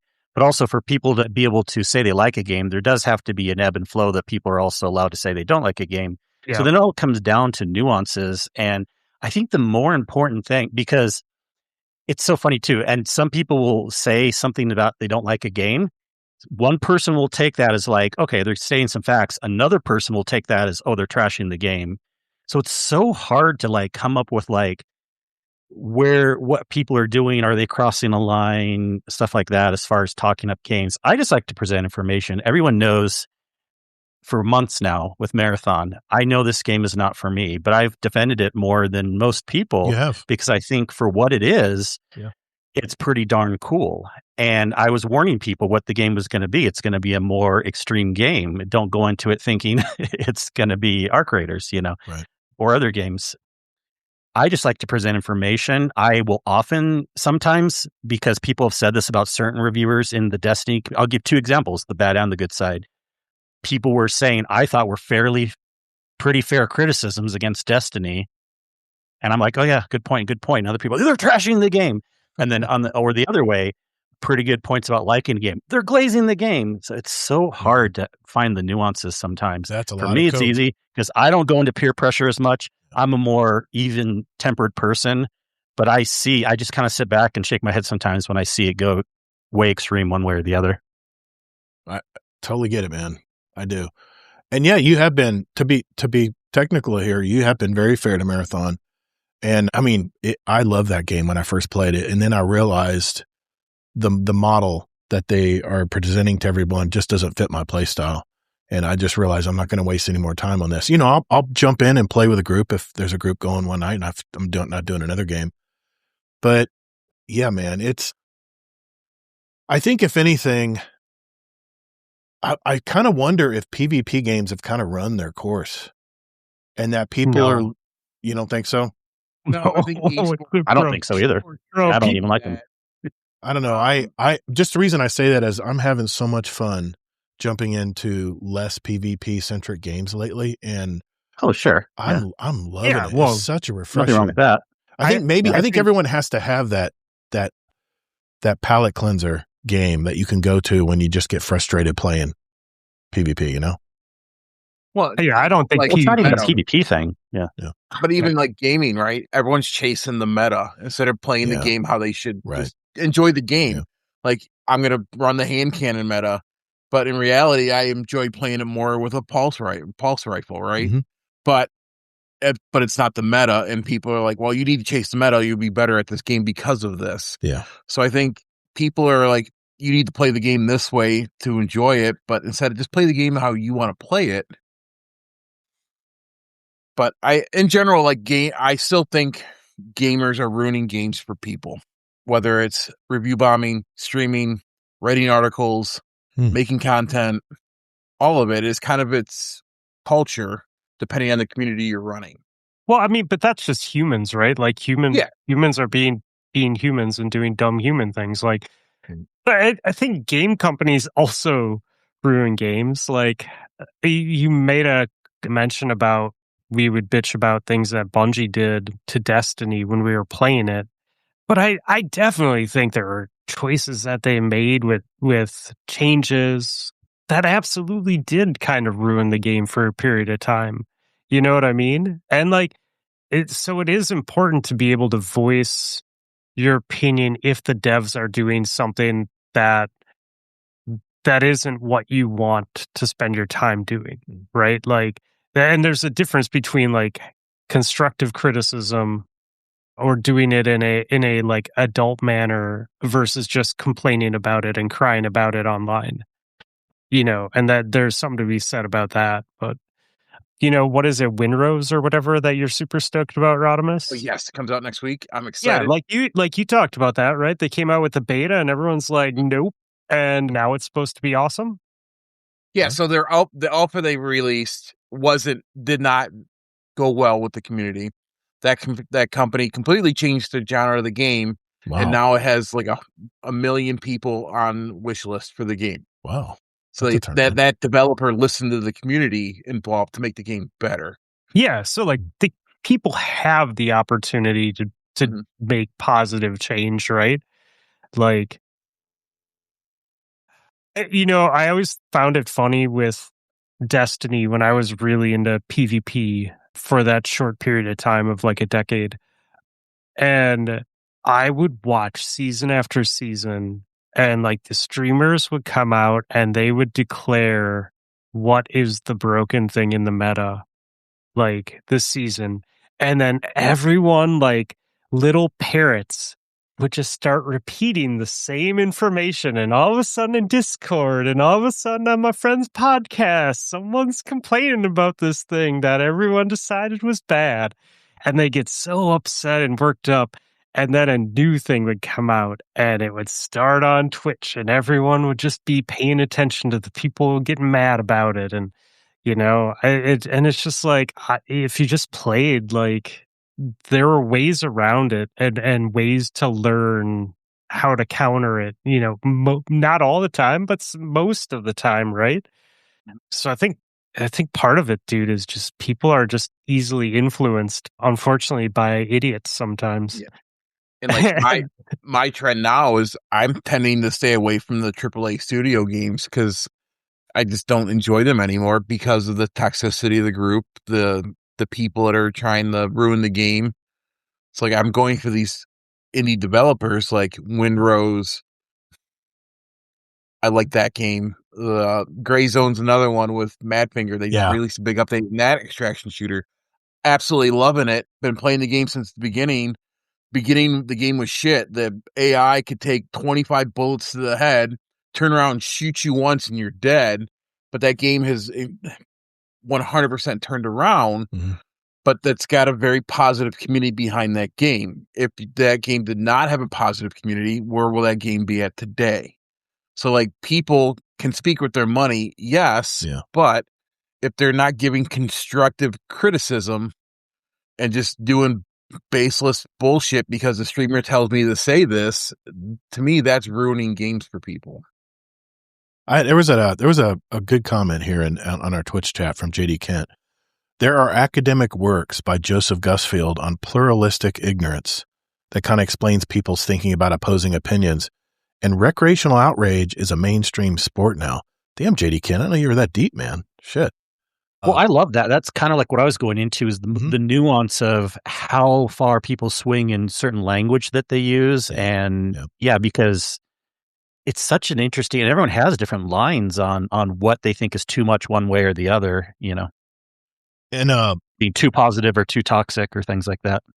And just talking about players in PvP games, Steel State Spectre here had a comment. He says, I see it when it comes to meeting new people. If they don't fit my vibe, I don't waste my time or theirs. I let them know it's not a good fit right away. And 9 times out of 10, they feel the same way. But I couldn't build the courage to say so. When I was younger, I absolutely wanted my friends as I could get. But these days, it's the complete opposite. Times have changed, at least for me anyway. Yeah, that's a good way to look at it, man. It's called growing up. Yeah, I mean, growing up. So. You know, it's funny. My topic kind of dances around this tonight, but I think socialization is so important, especially when you're younger. My grandson, daycare, I'm sure you guys are all aware.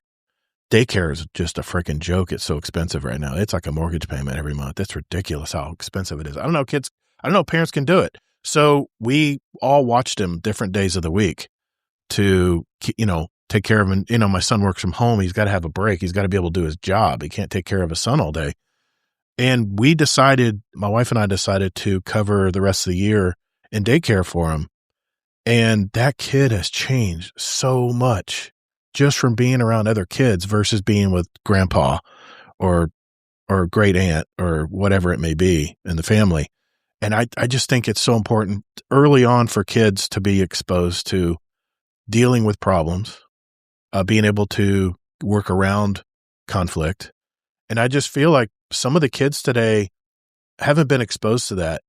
And maybe they are sheep. I don't know. But people are easily influenced, man. Like that's I get that too. Yeah. Like I said, critical thinking earlier. Yeah. Yeah, with AI. Yeah, exactly.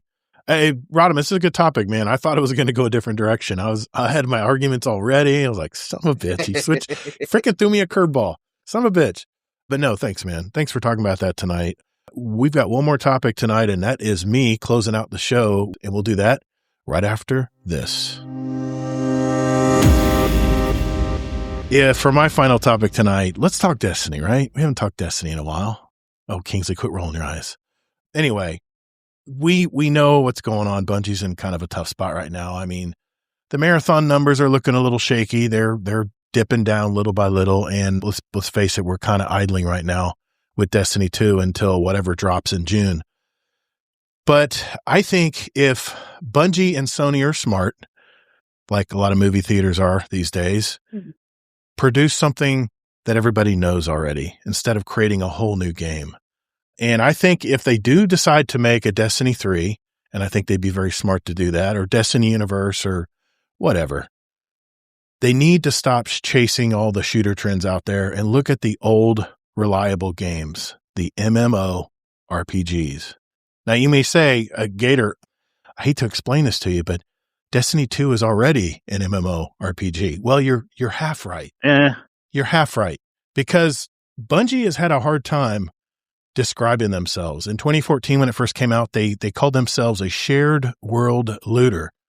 They were totally allergic to the MMO label. And then all of a sudden in 2019, when Shadowkeep came out, suddenly they're an MMO now. They decided to fully talk about being an MMO at least. But we all just call it a looter shooter, right? I mean, that I just kind of wonder if Bungie really knows what Destiny is. So there's 3 things about MMO RPGs, holy shit, see what you posted in Discord, that I think is kind of the secret sauce when it comes to loyal players that play a game for a long time. And I got to give kudos to Destiny. I've been playing it for 11 years now. That's the longest I've ever played any game. But there's 3 things that make MMO RPGs really good. First, time investment, and my favorite word, progression. We need that slow-paced grind, whether it's leveling or gear optimization, and have that sunk cost, right? That you've already invested time into the game, so you want to stay there. You want to keep playing it. The problem is, Destiny always puts artificial caps on all of us. There's a cap on Bright Dust. There's a cap on enhancement cores. There's any kind of craftable item you have. You can't go out into the world and just can't farm as much as you want of it. There's always a cap where they have to keep you reined in. And I think that's where they have a problem. What's funny is I'm playing a ton of Arc Raiders right now. Arc Raiders has its hooks in me. And it was the game of the month for me in February. And I played a little bit of it and I thought it was fun. And I've kind of revisited it. And it seems to be occupying almost all of my spare time right now, because I'm getting that thrill of the run that I kind of had in early Destiny, where I was wandering these open worlds and just not knowing what was around the corner. We need that back in Destiny. The second thing that makes MMO RPGs really, really good and players loyal to them is the persistent worlds. And we kind of talked about this a little bit, Kingsley, versus, the Portal that is now out is what considered the game in Destiny 2. You want to feel like you have a digital life that you're living in this game. It's not just a match you play. The problem is Bungie started chopping off all the world. And if I want to grind power in an old zone, let me. Stop forcing everything through a single page portal or some kind of seasonal activity or seasonal menu.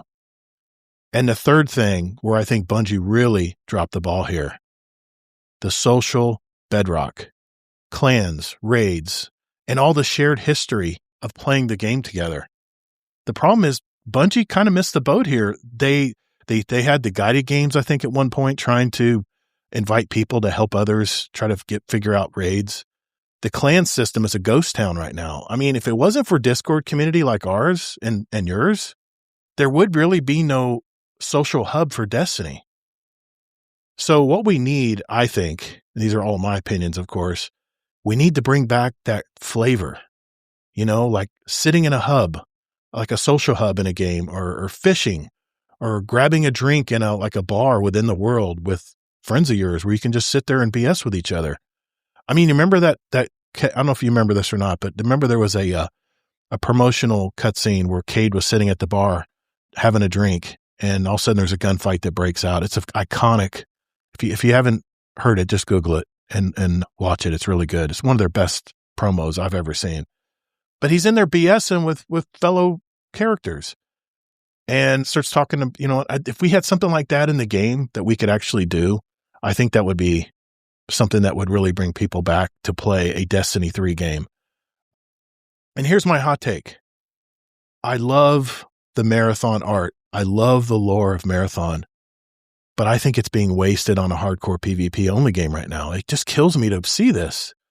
Can you imagine a dystopian MMORPG PvE world that is Marathon, instead of worrying about losing all your shit or getting shot in the back or taken out at any moment? I tell you, if they made a game like Marathon with that art style and that dystopian view where there's a mission, there's a reason why we're coming back into these worlds and exploring, man, I think there'd be much more popularity with the game Marathon. But the thing I really think should be done with a future Marathon or future Destiny 3 game, and Fluffy's not going to like this, take out Crucible. Take out the PvP element in the game. Make Crucible a standalone game. I think what they should do is they should bring back a best of Crucible game. Stand by on its own. Bring back all the legacy maps from Destiny 1 and Destiny 2. Have a rotation of weapons you can get and you can earn, and of course armor and any kind of build crafting or anything you want to do to get an advantage in PvP. Have that in a separate game, but not a super niche game like Marathon. An extraction, hardcore extraction, first-person shooter. There's just not many people that enjoy that kind of game. At least it's showing in the numbers. And I know the numbers are subjective. We can go in another deep hole down there. But the thing about that is Sony and Bungie would never have to be handcuffed with whatever the PvE sandbox is, because if a gun is too strong in Trials and they get it from PvE, then they got to make the gun in PvE much tamer, and they have to scale it back, and nobody has any fun then. They don't feel like there's any possibility or any fantasy of having fun in these worlds. I think they should let both of these modes breathe, but they need to be separate games. And I tell you what, man, my eyes are opening right now to other genres that I've been playing. But my question to you guys is Destiny stuck in the past, or can they pivot to this type of forever game? I mean, what do you guys think? MMORPG, would that be the savior, or would it be the final nail in the coffin for Bungie? My question to you is, I thought we had a new topic, not one we talked about before. No, I'm coming from a different. No, I'm coming. I've been on this show before. No, I'm talking about, because I mean, let's face it, what's everybody talking about right now? All the videos are out is why Bungie ruined Destiny 3 because they made Marathon. And Rodimus, you just talked about people review bombing the game because there are people that play Destiny that are angry with that Marathon took, dev time away from what could be a Destiny 3. But I think they'd be stupid not to release a Destiny 3. And that's to answer your questions. Yeah. I have mentioned these things in the past. Of course, okay. I said I wanted Destiny 3 to have more MMO elements. Obviously, major problems they've had not having the public world lively enough. Yeah. They used to have a little more of that, but it was never from day one as much as it could be compared to some other games. Higher RPG elements, more random with how ads come out, like true randomness, things that are kind of impossible to build into the current engine right now. Exactly. And I have also, even in the past, said that maybe, and this was back when Crucible was very popular, people can go back and listen. I've said this, maybe Destiny should have always only been a PvE game. Now, I'm not saying it was a bad idea that they made it both, but the point I'm making here is, if you do less, you might have a better chance of making a better game. Yeah. But then again, that goes against what you want to believe with Marathon, because you want Marathon to do more things. But maybe it's good that they had Marathon do less and just kind of keep it not PvE focused, solo friendly, and all that stuff. You can't have your cake and eat it too. I just feel they really wasted all that great lore and story on a game that some people don't even care about it. They just want to shoot people in the face. It's a PvP game. I don't know. Well, anyways, but yeah, I basically agree. Yeah, Destiny 3 needs to have way more MMORPG, maybe have it PvE only, maybe even not have it be live service. Maybe. I thought about that Maybe too. have it be something where it's a couple DLCs, have a plan for like a 2-year plan, a couple DLCs, and have some PvE games do this that aren't live service, where the world still feels somewhat lively. Like they can program in like rotating events and stuff, but you don't have a 10-year plan of like live service year 3, year 4, year 5, and all that. Right. And I've said all these things before. So I know we have, but the biggest twist is I think I'm coming around, Kingsley, to your more point of view, is I really think they need to separate. I think the fact that Crucible was integrated into the game, and believe me, I was the first one to tell you that's the Destiny magic, is going in PvE areas to get a gun and then go and see how it kills other Guardians. I'm telling you, that's a magic of Destiny 2. But going into a magic. Destiny 3, I think it needs to be more of a persistent world. And I might agree with you on the live service thing too, because if we have to keep funneling everybody to try the new seasonal stuff that's out, forgetting everything that people may be still wanting to go to the EDZ and farming, what is it? Spindle. Well, I can't remember what it's called anymore. They've taken it all away now. I used to spend hours scouring each of the planets, just gathering materials because that's you needed them to I'm saying it. Yeah, I know. You're taking it on the angle of losing your stuff or having these. I'm not saying it for that. I'm saying it just for development time. It's probably better these days to not have a live service game for development resources. Yeah. The problem is the new shiny that they released from Bungie, the new Destiny stuff that comes out in the summer. They're going to be trying to push everyone there, and they're going to tell them if you want to rank up your Guardian or get the newest, latest gear, you got to only play this activity.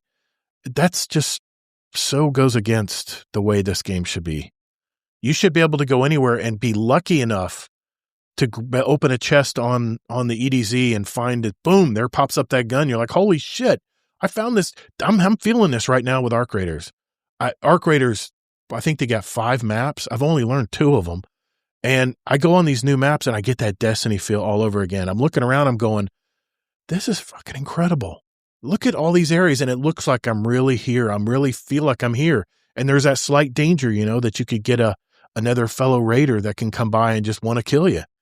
And I'm not saying that should be in a Destiny 3, but there needs to be, I think if Destiny made some persistent worlds and just let us play, let us have fun, do whatever we want. If I want to get 1 million Bright Dust or whatever the currency ends up being, let me be able to go do it. Quit putting limits on everything. It used to irritate the hell out of me. And that's what I'm loving. You said that so many times. I know. Every game has limits. It's well, not just Destiny. But it's not such an artificial limit, But I guess I don't know. I don't feel like Destiny's artificial limits. Arc Raiders is really opening my eyes right now because you could go into a hotel, you could be looking through a drawer, and all of a sudden, boom, this purple item pops up. And you're like, holy crap, I can get 10 grand for that. That goes in my safe pocket. And it's just like you're exploring all the time. Now, yeah, I'll be honest. Bungie does limit their currency. I mean, when's the last time anybody got excited for an exotic or a legendary piece of equipment that fell anywhere? Because you don't see it in the world. No, it's because it drops too often these days. That's why. But it's always in the areas where they want you to play. And that's why I think they should be. I mean, let's think about it. Let's name some games that have been around forever. World of Warcraft, MMORPG. What's that one online? Yeah, they all have like 1% to 5% drop rates. You're not going to like that. Well, that's fine. But you know what, though? They make up about 30% of the gaming audience out there, and most of them have been around for years. Okay. We have some comments. Okay, I'll stop talking. Sorry, I get sucked into these topics. Go ahead. Rodimus, you can go first. I have a lot of notes, so I definitely want to touch on your things. You, I was trying to. Okay. No more screenshots. Okay. Here's my notes on what you asked, Todd. Yeah. Currency caps. Yes. I agree with both you and Kingsley. They have to code some sort of a limit. Okay. Right? For screen space reasons alone. Sure. You can't have infinite money because they wouldn't be able to show it. Or I guess they could. Maybe it's to a power. So I retract that statement. But yes, more Bungie, I do feel that Bungie purposely put limits that make things so that you can collect it, but you can't hoard it. And they wanted that so that there was a reason for you to go back and play the game. Yep. That's a business decision. I understand it. Mm-hmm. Okay. Open world feels like an open world. I agree with you. Sunsetting is bad. It feels bad to pay for something and have that thing be pulled away from you so that you have the opportunity to buy something else new. Right. Social gaming. I totally agree. Playing games with friends is the best type of game. DPS is well known for finding games and making those games fun because you're playing with friends. Right. Friend slot. So artwork wasted on Marathon. I have a problem with this. Okay.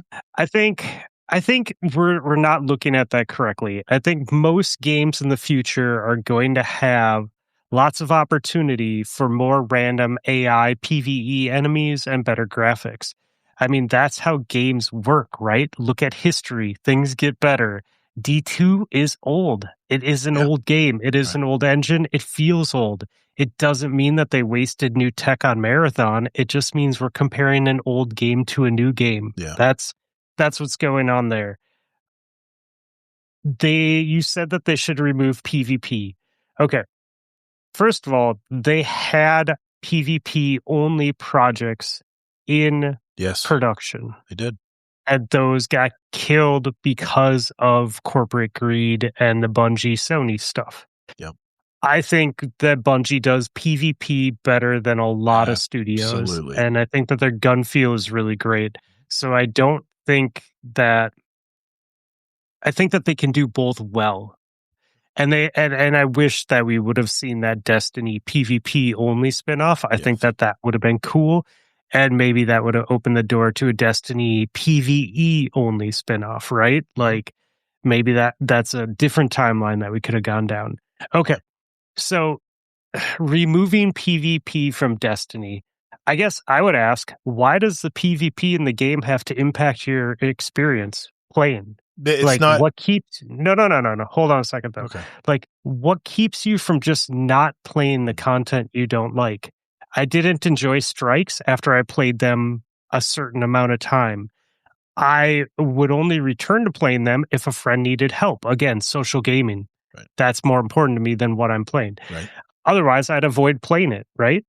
It doesn't mean that it needed to be removed for me to enjoy the game. And yes, that means sometimes I have to make a compromise because they're going to balance around the other activities that I don't want to play. But it's called being an adult and just like accepting that this is what the game is. And just because you don't play this content doesn't mean that it's not perfectly normal for them to balance the game as a whole around all of the activities that are encompassed in the game. Yeah, I agree there. Only reason I mention it is because of the having to make sure all the guns were balanced, and they'd have to nerf so much stuff that we love to use in PvE activities. And I think it created a real separation between PvE players fighting PvE players that wanted certain things, and PvP players wanted certain things, and it created a tension within. But hey, man, I'm the one who loved playing PvP games when it got boring. That's what carried me through a lot of these seasons. Is I can always play, and Kingsley can testify, it's never the same game when you're playing PvP. You can memorize when that enemy is coming out of that door if you play it enough times, like especially with strikes. But PvE, it's different every time. But all I'm saying is for reasons where they could put more attention to the PvE, and I'm saying persistent world here, not a seasonal world, is the reason why I think, like you said, I think both should breathe. I think both should be standalone games. I think they do well in both. I'd pay $50 for a Crucible only game. I would. Right, okay. So, but I agree. I agree that we can make up a world that doesn't exist where PvE and PvP are separate games and they're the greatest thing ever, right? Mm-hmm. Like we can totally theorize about that. But like if we look at Destiny 2 and we look at the fact that PvP is there and it impacts PvE for sure and vice versa, right? Mm-hmm. Does the balancing of a activity that you don't play really ruin the game? Or is it just they're, again, loud idiots that are telling you that it ruined the game? and therefore you can't have a fun time playing it. Yeah. You know, like sure, they might change how a gun performs. There's like 8,000 gun There is ability combos that you could do to that boss. And that boss might not die in 0.4 seconds like it used to. Now it takes 0.8 seconds for that boss to die. Is the game ruined? Like, is it really ruined because they had to balance something so another aspect performs better? Or are we just being like totally irrational with like our judgment here on what's going on? There are rational reasons. I think resources and technical. If you have the game separate, those two things work better than having two different things in the same game. Let me rephrase it. That's the reason why, is because I think they can put more attention and fine detailing to a separate Crucible game, and then they can obviously put a lot more into a PvE only game. And the fact that they were meshed together. Yeah, we agree on that. Yeah. I'm not disagreeing with that. Like, I started off my argument with that, right? Like, in a perfect world, they have two games and they have endless budgets and they can make both games perfect. But that's not what Destiny is. No. And that's what we want it. That's what I want it to be on the next game. That's why I mentioned this is for a Destiny 3. We can't do anything about Destiny 2. And my topic was not to bitch about Destiny 2. It is an older game. No. But I'm talking about a future Destiny 3 down the road is what I'm referring to here. Okay. What about those people that like playing both? Then they have two separate games to play. If they want to go play PvP for the night, they log into Destiny Crucible or, Crucible 101 game, and then they can jump over and start it up on their console on another if they want to go play a raid with some friends. It's not really much different. But I'm just saying, for dev time and concentration, you could see where the PvE was pushing out Crucible little by little. The teams were leaving Destiny, the Destiny dev department, and going over to do Marathon. Almost all your PvP really high-level developers out there all flocked to Marathon. And now, where are they going to go if Marathon fails? But I would argue, Todd, that it's not the same thing to have two different games, because when I'm spending my time in the Destiny PvE game, I'm not leveling up my PvP character. That's true. But do you not get but there's no currency power and experience by just playing the game? Right? So I enjoy playing Destiny. I want my time to be invested in my characters leveling up, whether I play a raid with my friends tonight or Crucible with my friends tonight. I enjoy learning that character and growing that character and perfecting my movement with that character and killing things with that character. It's the magic of Destiny. Why like you lose that element of that game, that social element of that game by splitting them. And I think that we don't necessarily think about that aspect. Okay. We only think about games like from our perspective, like you said, you said that you don't like Marathon, right? I love Marathon. It just doesn't fit my play style because there's resets every 3 months. So you don't like Marathon because it's not your style of game. Yes. Right? Like, and I get that. And you want Marathon to be something that it isn't.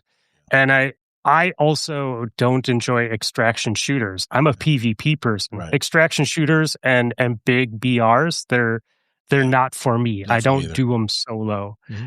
I like arenas and team-based shooters. Yes, so I just don't play like the games like Marathon. Instead of being mad that Marathon isn't what I want it to be, I'm just like, well, I just don't play it. Like, I think it's cool that other people can play this game, and I think that the game should exist. And I think Bungie does a good job creating shooters. So I think that it makes sense for them to go in a shooter, like a different direction of shooter, because all their shooters leading up to Marathon have been arena shooters, right? Because they haven't done any BRs, right? No. Please so they've only done Halo and Destiny, which are arena shooters. This is what killed Battlefield, man. Battlefield tried to be everything to everybody. They had a BR. They had Battlefield is one big multiplayer game, but they started adding, they wanted to be like Call of Duty so badly. So they created this BR mode that it just killed the game, man. Make the game that you make a PvE game and then make a PvP game. They have enough teams to do both. And I agree. When I talk about a Crucible only game, I'm talking about an arena shooter. back to what we love to play, and maybe even have a special event like Trials, like a higher level event inside that Crucible game. You could have a Trials spinoff or a Trials end game that's only on the weekends. But my biggest thing and I'm not a hater of Marathon, by the way. I love playing it. I love playing the game. The problem is the time you have to put in to get gold shields and make it to the cryo archive, all of those different things. I only play a couple hours a night. This game is not for casual players. It's made for hardcore PvP players. And you literally there's literally skill creep. And it's the reason why they have to do these seasonal wipes in Marathon, is to bring everybody back to the beginning. Because that's the problem they had with Destiny, is my friends would come back to play and they go, dude, I've missed a year. I don't know what the hell's going on now. And I feel like I'm having to start all over again. Well, guess what? Marathon, you can. So that's the nice thing about that. I just realized, even though I love the gameplay, sometimes I even love ratting it out playing solo. It's just not built for the casual player. It's built for people who want to put hours and hours every night in. If you want to stay on an even playing field with the other players in the game, that's all I'm saying. But I'm not mad at Marathon. I just realized it wasn't for me. And Kingsley knew it all the time, but I had to play it for myself and realize for myself. My question for you, why are you so hell-bent on getting into Destiny 3? Because I think the Destiny world, the Destiny story and lore runs so deep in this game, it would just be a travesty to just let it sink off a cliff and not continue. And for Sony's, in order for Bungie to make it into the future and still be considered one of Sony's studios, I think they need to bring back another Destiny game or something like Destiny. It could be another space opera. I don't care. It could be a whole new different story, but have that Destiny feel and that Destiny lore and all those things. But I think they should kind of take notes from a lot of these online games that have lasted longer than Destiny has even.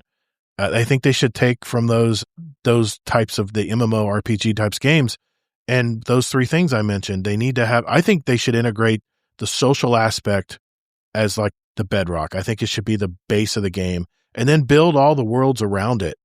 And then, I mean, can you think about how much fun it would be if everyone had a GDR clan, and we would all go out and everything we did at the GDR clan would add to our housing and our camp, where everyone could meet anytime they want and just BS with everybody with an open mic or something.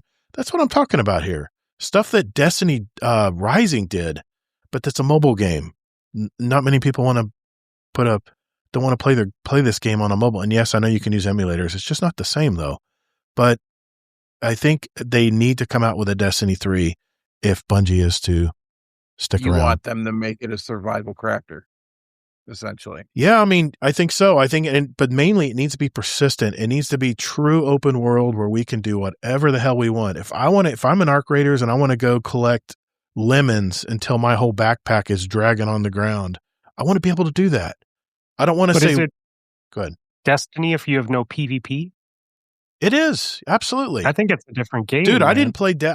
I swore off PvP the first year I played Destiny because I came from the Call of Duty field and I was over all the toxicity and all that. But that's bullshit. about you. That's not about the game is. That's what I'm saying. The game has always had PvP. I preface this. This is my opinion of what I think a Destiny 3 should be. And that's why I think there should be a separate game for people who do love to play Crucible. And I'd be right there with you, because year 2, when I did start playing Iron Banner and Trials and regular Control and stuff, it became a total hobby for me to get better at the game and understand all the maps and how to use cover effectively and how the guns are supposed to react. I mean, it kept me entertained for years, man. But I think it would be better served if they separated the two games and had a standalone Crucible game where then they can focus on just that arena or making new maps or whatever, and not have to interfere with this PvE world over here that I think should be persistent and have its own life. You can have both. Yeah, you can have both. No, Destiny did it. They did it. I'm playing Greyzone right now. So like Greyzone is an extraction shooter. Right. But they have made it where you can go into a PvE server or a PvP server. They don't cross each other. Right. So you can have the best of both worlds with it. Okay. So I think you could do that with a new game, whether it's Destiny 3 or Space Opera or whatever you want to call it. Right. You can run a PvP server then you can run a PvE server. Yeah. You can bring your character both ways. You can build yourself up in a PvE server to go into the PvP and go have fun. Whether you want to lose your stuff or not, that's a totally different topic for a different conversation. Yeah. But I feel that people are so like Arc Raiders. For me, it was fun, yes. But at the end of the day, what are you grinding for? That's the problem. I was going to mention that. That is the problem right now. Is once you grind and upgrade all your workbenches and you have all the best gear and everything, what is the common fight? What are we trying to do other than kill the Ark, right? I agree. That's amazing. You said you don't have a lot of time to play, so you don't care about endgame, right? Well, that's right now. Yeah, I agree, because right now I'm just trying to find stupid frickin' snitch cores. It's hard to find frickin' snitch cores so I can upgrade one of my workbenches so I can make stuff more easily between matches, you know? And I will say this right now. You mentioned in Gray Zone that there's a PvE and a PvP only server out there. I think if Arc Raiders did that, Arc Raiders doesn't need a PvP element. I think we should still have open mics. I think it should be a open world cooperative game by itself. I think without the PvP element where you could do friendly fire, I think if they took that out of the game, because the Arc, if you do not take those Arc for seriously, they will literally kick your ass in a heartbeat. And there's been many times where I never even talked to another runner and I was already dead from trying to fight just the Arc. The Arc are so well tuned in this game. And the fact that you know how to decipher and take them apart, there's a strategy to it and stuff. Man, I'm eating this up right now. And Kingsley's probably laughing right now, but I love collecting everything on that map, on those maps, man. And then the maps have their own worlds. There's so many different areas of the map. They're so huge, man. It's just right up my alley. Well, you also said that they wasted the resources in Marathon as far as like their engine and stuff. They're running the same engine. It's still the Tiger. No. Yeah, I meant they're wasting that beautiful story and lore on a hardcore PvP game, because I think a lot of people, I mean, the Cryo Archive and also, you know, people who make it to the end and all that in-game stuff. I think there are a lot of people out there who follow the lore, but it's kind of hard to get into the lore and complete these priority contracts. You can hear a new cutscene or a new audio log or something when you're just trying to stay alive. Just creates another element of the game that's more frustrating. He said there's not more lore in Destiny, and they added lore into a PvP game he doesn't like. Yeah, that's what like it is. It's weird, Todd, because like you just don't like that style of game. So like, why does it? No, I just said it was. Is it? Go ahead. I don't get why it's wasteful that it's going into that type of game, because them adding it enhances that type of game, and it's just that those games aren't fun to you. Like all I've heard is just like you don't want to play a game where someone can. I know why. Like go ahead, outperform you. You'd rather play against a computer and have a relaxed experience, not against other humans. So it's hard to do. It's hard to do that in Marathon. So. Well, right, but everyone then why are you playing it? Everyone in Destiny thinks that Marathon took away from Destiny development, but I actually don't believe that. Here's why: because they wanted to make another game. They were going to do that no matter what. Plus, even if they didn't make Marathon, I guarantee they still would have cut more employees on the Destiny side. So we can't say as a community that Marathon's stealing from the Destiny side. We do not know that for sure. And I think it's more likely they did not. Yeah, sure, some developers came over, but it doesn't mean they stole everything from the Destiny side. Well, okay. I think that's just people not understanding how the real a lot of people say that in a lot of communities. Yeah. Like here's the thing. This is what happened with Bungie and Marathon, and I'll make it's really easy to understand. It is a corporation. They are running a business. They did not make their business decisions based on your feelings or your lack of knowledge about the actual industry. They made the business decisions that they thought were going to net them the most amount of money with the data that they had. They did not steal, kidnap, or trick any developers to walk to a different desk and start coding a different game. They put a job application out. It may have been public. It may not have been public. These people said, this looks like something that has a better future than the way that Bungie is going, or I get a different manager, or I get more pay, or they're offering me more benefits, or whatever their motivation is to take a different job. And then new people came to Bungie to work and fill their spots. Or maybe they didn't, because the corporate machine was like, you know what? We don't think you need that FTE. Why don't you just make the few employees that are left continue doing the work of the 3 people that just left on their team? Because that's how corporations work. And that's that's the world that we live in, right? So be realistic with your complaining about Destiny and Marathon, because I think really that's unfortunately just how the business side of it works. I mean, that's why Rodimus plays indie games a lot and supporting indie games, because of that sort of stuff that goes on all the time.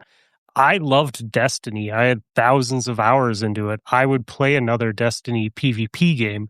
I am excited for them to make one, and I hope that they do, because I feel like they do something with PvP that no other company does. They do. But I knew Marathon wasn't for me, and that's why I haven't spent money on it. And this is someone who plays PvP 99% of the time these days. Yeah.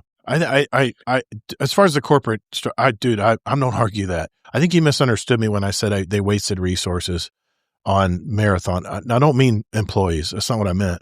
I meant they made this beautiful world, and they have this lore of how these factions, these 5 factions, went down to explore and extract and get rich, basically. And then what super being came into the picture, where there's all this mystery, and almost like a horror movie. It's almost like, no, I'm saying they wasted that. Could have been the next PvE MMO RPG. Why does it have to be that story? Why can't Bungie just write a different story? Oh, absolutely they can. I don't argue that at all. What I'm saying though is they've locked this beautiful lore and stuff into a story where, let's face it, after the first seasonal wipe, everyone already knows the story. So where do you go from there? It's just a PvP game now. We don't know yet. We won't know until the second season. Yeah. It may be a different lore and more expanded in that lore. I will tell you why I stopped playing Destiny. It was recycled content. Yeah. 100%. Yeah. And that's why when I did all this stuff, and when we were in that little bit of lull after the Light and Dark saga, I went and did all of, what the hell? Where's Last Wish at? What planet? I'm drawing a blank. Last Wish. You're talking about the Dreaming City. Dreaming City, right? Kato and I and the Law went and did all of the Dreaming City stuff. And what came up the following download? More Dreaming City bullshit. Same recycled content, same story, different names. And I think that's what drew me away from Destiny. It was the same shit over and over again. And there are I will die in this hill. There are too many damn weapons in Destiny. Well, that's where Crucible standalone plus guns, right? Yeah. They need to whittle it down. If you even go into Marathon, they have I think it's 25 total guns they're running with, right? There are too many guns in Destiny. Do you need the sunset? No, but I think if we want a new Destiny type world, they essentially need to hit the red button. They need to get rid of the servers for Destiny 1 because they're still up and running. Kill the game. Game's old. There's a handful of people that still play it. Yeah, it sucks for them, but that game needs to go away. There's resources going to that. Power, utilities, whatever. Keeping those servers running. It's minuscule. I promise you that. It does not it's as the much same servers. They're virtualized. No, I'm sure it is, right? But there's still resources going to that. Whether how minuscule it's not, it's still taking something away from Destiny 2 or Destiny 3. Right. But in reality, if we're going to get a Destiny 3, we're talking 5 years. We're not going to get anything. Oh, we all know that, yeah. 2030, right? Yeah. At that point, the gaming market can shift. The people are going to shift to different markets. For me, I enjoy playing games with friends. I hardly ever play a single person game. The last single person game I truly played was Cyberpunk 2077. And we all know when that game launched, that game was absolute dog shit. Yeah. But look where it's at now. It's one of the better single player games that are out there based on the content. Would I love for that game to be a multiplayer game, and like if me and Fluffy want to run a street gang in Cyberpunk, I would love that in a game. Yeah. But I think that companies, investors, board members, they just see the dollar sign and they want to rush games out that are not complete, and that they're going to microtransaction the hell out of it. Bungie's is notorious for that. Mm. But I don't think Destiny 3 is an answer for Bungie. I think they need to make something like Destiny, but totally different lore, new players in the game. Sure. Whether you want to go into No Man's Sky type thing, explore the universe, build your battleship, make a survival crafter. I just don't see Bungie 3 being 5. That's fine. We've said we prefer a different game, but the second preference would be a Destiny 3 if it's not a totally different game. But it needs to be science fiction. It needs to be sci-fi or dystopian or something like focused. Yeah. Now here that also adds to my point of a separate Crucible game, because I think that's what clouded the Crucible. The fact that they cataloged so many different weapons that they had to test each and every one of them on other players. The QR had to do, the quality control, and that really slowed things down to a bog. And you could have 25 different weapons in a standalone Crucible game is all I'm saying. You separate the two games out, because I think Destiny just got too big. It tried to do too much in one game. And I think they do Crucible well. I think so well, Fluffy, that a separate game would sell millions of copies. I really do. Because people want to go back to that. No, Todd, I think you misunderstand, though. I don't disagree with you on that. Yeah. I was just saying it's not Destiny if you don't have PvP too. I think Destiny is PvP and PvE. That was my argument. Okay, I misunderstood. Yeah, I agree with you and Kingsley. I would love it if Bungie had separate PvE and PvP games. I just don't think that's the Destiny experience, because you can't jump in and play some Crucible while you're waiting for your raid friends to all get online, and then jump into a raid for 4 hours. Yeah. That was the experience. I actually didn't misunderstand you. Unfortunately, practically, that is kind of the experience right now, though.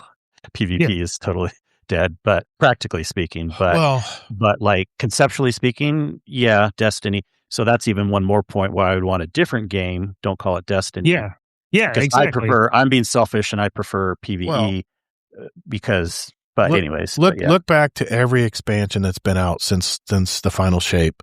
There has been nothing towards a Crucible part of this game. You can tell they're just so overwhelmed. That's what they did. They just said, listen, we got to carry on with what we got here. And Marathon, maybe they want more people to go. Maybe they want Marathon to be that game. I don't know. It's just not the PvP game I like to play.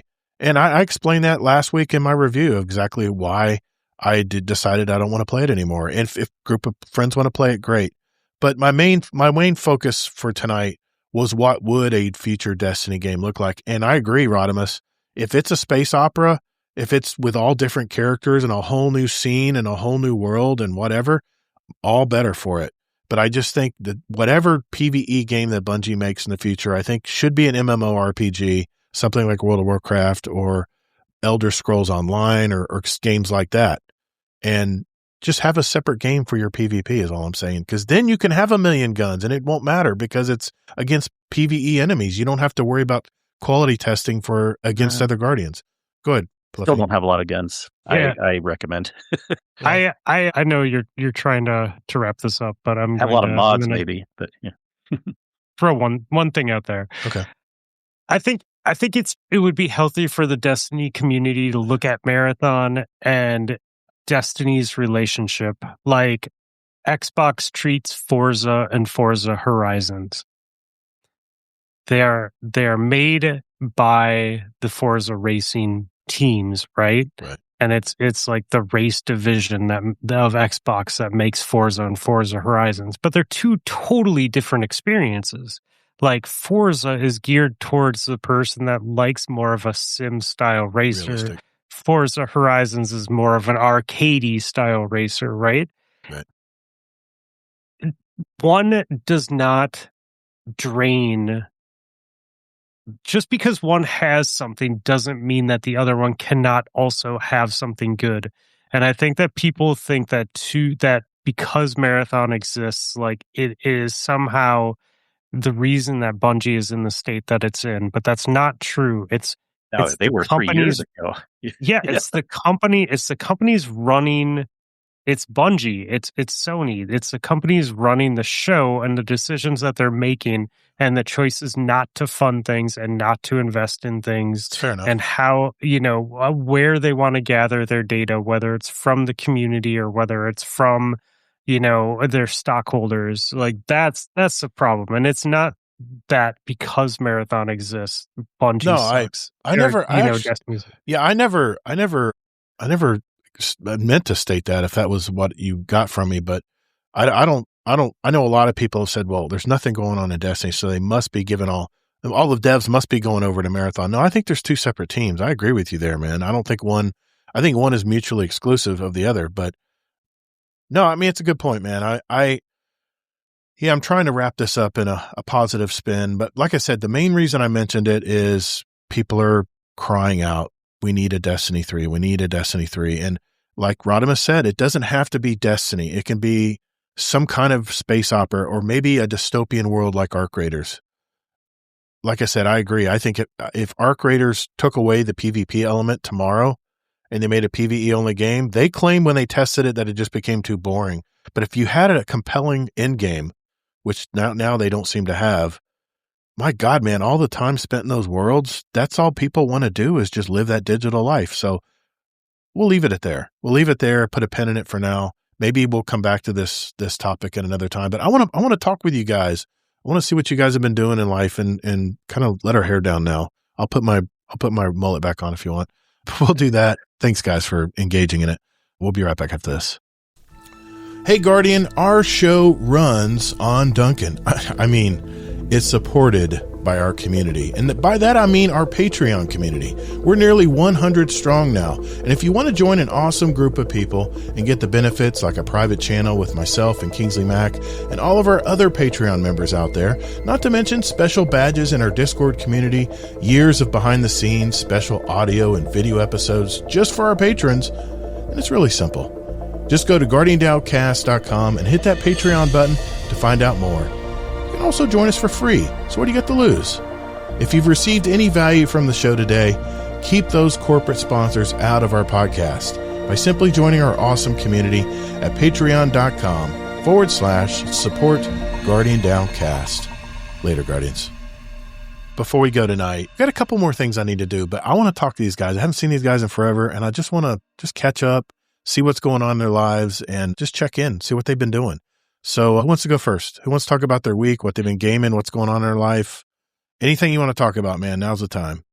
I'll go first. Yeah, okay, cool. All right, Rodimus, go for it. So what do you want to know? Like, well, I mean, all right, let's start with this. How's the podcast? Your sign, your age. No, you just released your 100. 43. I'm a Pisces. No, we don't need to know that. No, you just did 100 episodes, man. How's it feel to be podcasting and you've done 100 episodes? I mean, we know what it's like, but what's it feel like, man? I mean, what do you think about this podcasting thing? So, and as the guys, I can say I speak for the guys. If it wasn't for you, there wouldn't be. Oh, come on! I was just in the right place, right time. I don't like taking that compliment. Not in general, because even before that, you encouraged me to do a podcast. I did a podcast, right? Yeah. Then we took that jump. You made us take that jump, and the rest of the community, like Fluffy, right? I leaned on Fluffy a lot at the very beginning on editing, how to do certain things, and he led me through the process. So it feels good to be at 100. We are still having fun with it. Good. Our biggest thing is that we're not essentially just talking about topics. We are, but we're not. It's just more like how you guys format it now is we're just a group of people sitting around a table having fun for a couple hours. Whether we pick on each other, bully each other, we'll bring some topics to the table. I piss them off every week in a top 10 list. I'm sure they'll beat me in a back alley if they saw me in real life. But no, it's fun. I enjoy it.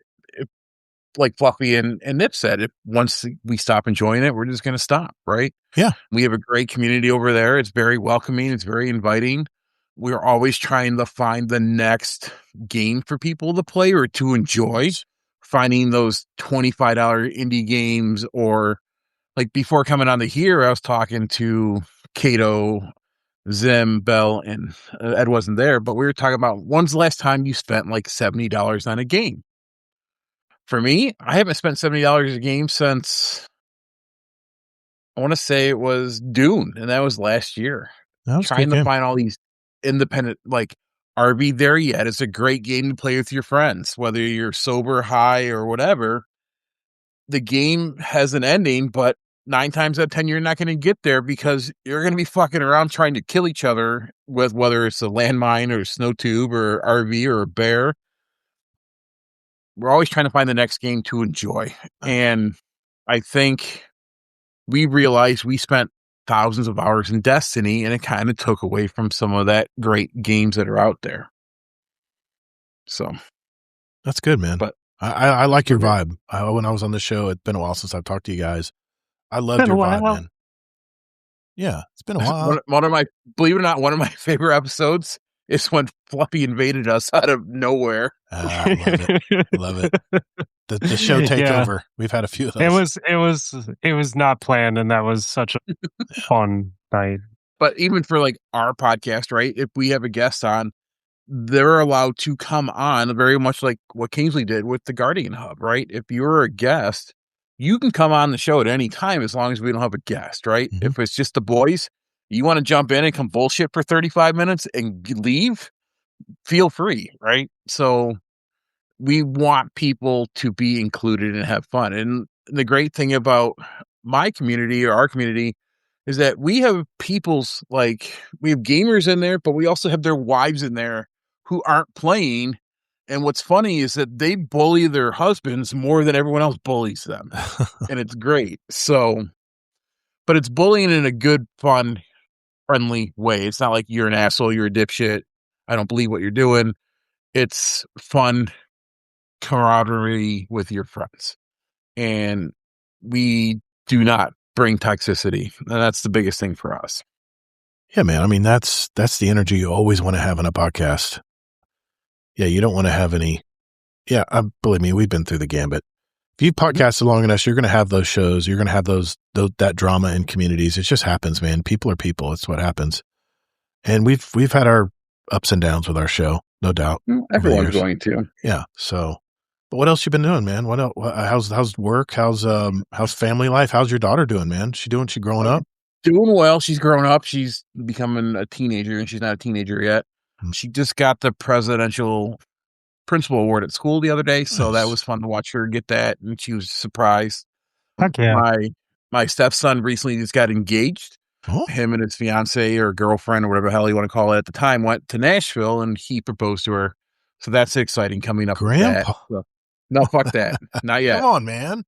I got 7 Join years. The club. No, I could do it early. No, but it's funny you say that because when he was in college, I told him, like, if you make me a grandpa before you graduate, I'm going to cut it off. So enjoy college, enjoy your years, be safe about it. That's fantastic. But I would assume probably within 5 years, I'll be a grandfather. There you go. Because him and his fiance, they both have a great job coming out of college. They're moved in together. Nice, stable. And what's nice for him is that he is an hour and a half away from his mom and his grandmother, who are sometimes can be very mama bear, like, and not letting him live his life. But he's far enough away where he can do his own thing, but he's also close enough where if he needs help, we can be there for him. That's awesome, man. So other than that, just we're in the 100 days of hell, we call it, at work. Yeah. I work for Lowe's, obviously, and mulch is on sale. So I come home smelling like mulch, dirt, you get covered. Concrete. Like today, at least it's not cow manure. At least it's not cow manure. Well, there is some shit bags we deal with that'll break open. No, don't talk. You're not supposed to talk about the customers' problems. I'm not talking. Well, that's another story for another time. Like yesterday, I worked till midnight, getting everything ready for the garden center for the next day, and turned around and came back at work at 8 a.m. today. Hey. So, and we were slinging mulch. It was 70 degrees out. It was nice. People wanted their stuff. It rained a little bit, so I'm out there. I've got mulch juice on me. I got dirt. I got sweat. I bring 2 shirts to work now. I changed my shirt at lunch just to have a fresh shirt that's clean. Yeah. And it gets destroyed. And I came home today. I took a shower and I passed out for a 2-hour nap before I came on the podcast. Dude, so that's not much sleep. Dang, man. Dude, I've lived that retail life. It is rough, man. It can be tough. It could be very rewarding, though. I mean, it just depends how you look at your job and, you know, what Sounds like you cover a lot of different things, man. That's cool. Oh, I'm been called the fixer because I know everything about the business and all the different departments, which is fine. I when I go into something, I want to know something. When if I'm in the tools department, or whether like right now I oversee installs, and that's just a whole different ballgame. And I can tell you how many people professionally that can't read a tape measure boggles my mind. Not good. So, but other than that, I'm excited. There's a couple games coming out in the next couple weeks. My wallet will be screaming at me that I'm excited for. So, like Windrose is coming out. Is that Survival Crafter Pirate game comes out next week in early access. They just released that announcement today. Then another game that you may enjoy, Todd, put on your list is Far Far West. Okay. It's a four-person co-op shooter. You're a robot mercenary in a Wild West theme. First person or third person? It's first person. Okay. You go out there and you have contracts that you have to bounties get through. And there is the nice thing, but the funny thing about that, it's kind of an extraction at the same time, because you get to the end of the contract, you complete it, then all of a sudden all the like zombies, like a zombie horde, until you get to the train to get you out of there. That sounds fun. So, but it is fun. It's a lot of fun. It's $25 when it's coming out in early access in a couple weeks. So what's the name of the game again? One more time. Far West. Okay, I'll look for it. It is absolutely fun. It's funny. Kingsley, I was talking to Kingsley about his visit on your show, and I don't think you guys know how many different games I play now. You guys wouldn't recognize me. I don't only play Destiny anymore. I've been following at a distance, watching you play other games. I got you. Well, it's good to hear from you, man. But yeah, I think Rodimus knows. I'm so glad you came on tonight, man. We always have such a great time when you're on the show, man. We always like getting some really good conversations. So thanks, man. Life is good, man. That sounds good. I'd like to hear it. All right, Fluffy. How's those two girls doing, man? Oh, I'm sorry. I was talking about your dogs. How about your other two girls? You got 2 dogs and 2 girls. I do have 2 dogs and 2 girls. Yes. No, dude, life's good. Let's see. Rodimus hit on the podcast stuff, and that's going well, man. We're like into our 9th year now. And we absolutely did start off with the mentality of like, once we're not having fun, we're not going to do it anymore. It was never about numbers. It was never about money. We saw both of those things take out a lot of podcasts over the years, and we're just like, no, like we're doing it because we enjoy doing it. We have real jobs. I will say though, it's like also like a super selfish thing, because there are plenty of nights where I'm like physically don't feel good, or maybe I mentally don't feel good. Like I had a bad day, something horrible happened, whatever. And like I get into my office and I have drapes that cover my windows and cover my doors, and like sound stuff. And you turn on that mic and you start talking to your friends and you're laughing. And man, I always walk out of this like office just in a great mood. There's something just amazing about it. So like I definitely enjoy doing the podcast thing. It's fun to hang out with a friend, and I got lucky with someone who I just vibe well with, right? Yeah. So, there's something you mentioned that how you weren't having a good day and stuff, and you start talking with your friends. This brought me right back to when we first started our podcast, when it was me, Easy, and Hazel. And Easy used to just love coming on the show. He was lit up when he came on the show because, dude, I work all day, nobody games, and I get to talk to you guys, and I love talking about gaming. And it didn't work out for him because he had kids. My God, that man had kids. And he had to be an adult, man. It sucked, but that's just the way it goes sometimes in life. But it brought me right back to what Easy used to always tell me. He goes, man, I just love to sit and talk about games, and I could be having the worst day and talk with you guys about games, and it's just everything's good. So I'm glad you're still having fun. Really, it's really crazy how I'm batting like 100 out of 100 on that. 9 years into it. Video games. But I got injured. Oh God, was it last year? Was it the year before? I don't know. Anyways, I think it was the year before. I got injured on a mountain bike, and that's initially what broke me away from Destiny and playing Destiny PvP. Was I had like I got an injury to my arm, so I physically could not play MNK. And so I didn't play video games for like 2 or 3 months. And when I got back, I kind of was where you're at now, Todd, where you're trying different games and playing different games. And I got pretty good into Call of Duty. And then it was Native Raider who was like talking about Rivals and trying to get everyone to play Rivals, and you guys should come play Rivals. And I was super late to it. Like, I don't think I started touching it till December, and it came out in October. But man, like, it scratched that itch for me that I didn't have from not playing Crucible. And I've just been playing that pretty solid for about, a year and 4 months now.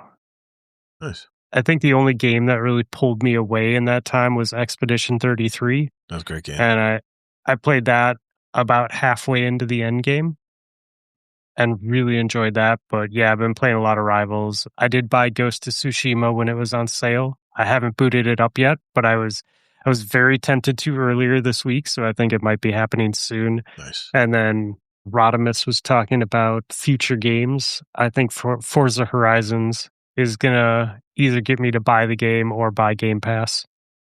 We are definitely buying it. Did you have a pedal? I thought you said you had a pedal and a wheel. Did you have a pedal and a wheel? I do. So yeah, I'll touch on that. So when I bought my pedal and wheel, this was the start of 2020. Mm-hmm. I got it like right before COVID hit, and I wanted a force feedback wheel. So that was like my big thing, was like, I want something that I can put on my desk and do force feedback. And I think for me, I might go back to controller for Forza Horizons. I think for a wheel setup, and granted, I am a snob about this because I did racing for 5 years. Like, I ran race car events for 5 years. I was very involved in doing track sports for 5 years. I raced a WRX and a Miata during those 5 years. So I enjoy driving. I really love driving. I need a seat. I need a shifter, and I need good pedals. And I don't have that. Like, I have good force feedback wheel, but my pedals suck. The plastic is light. I have to hold it down with one foot and gas and brake with the other, and it's just lame. And so I think I'm going back to controller, and I'm just going to play controller on PC for Forza Horizons. I think if I had more space in my office, I would buy a chair and just run it off my PC. But I just don't. I don't want to store a chair pedal setup, Yeah. Did you ever watch that movie? Go ahead. I've been looking at those racing sim, like foldable setups where you can put your pedal and stuff in a monitor, and it's like, I can spend my money out other places, but the wheel is definitely on my next to buy, especially a force feedback wheel. Because believe it or not, I want to go buy the NASCAR game and go play that. Nice. So I used to love Demolition, going around and Hey, Rodimus, if you want my force feedback wheel, man, and you want to pay for shipping, you can totally have it, bro. We'll talk later. On the show. I have a client, his whole separate bedroom is one big giant racing rig. It's crazy, man. I started looking at it. It's like a cage around him. It's nuts, man. Did you guys? One of the driving instructors that worked with me all the years that I was running events, he helped me because he was friends with the shop owner that fronted the insurance for our events. But he also was a professional instructor, and he worked up at Brainerd Raceway in Minnesota, like at the high speed professional course.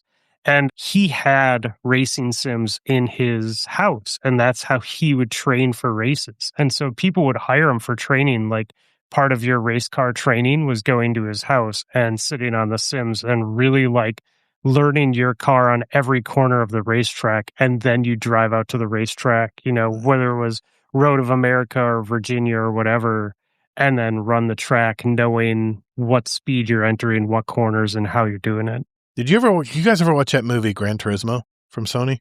Yes, 100%. The guy, it's a true story. A guy was using a simulator like you're talking about, Fluffy, and he went to race in F1. It's just the craziest shit, man. Yeah. When you have force feedback, I guess you feel the same things they feel when you're on the road, Well, so the only thing that you don't get, which is like actually a really big deal, is you don't get the gravity. That's true. So you can simulate everything else. Like you can simulate the force feedback. You can even add, like, if you have hydraulics, add like bumping, right? So your chair is moving. Yeah. But you never can simulate the G's, and that is a huge factor when you're actually racing, right?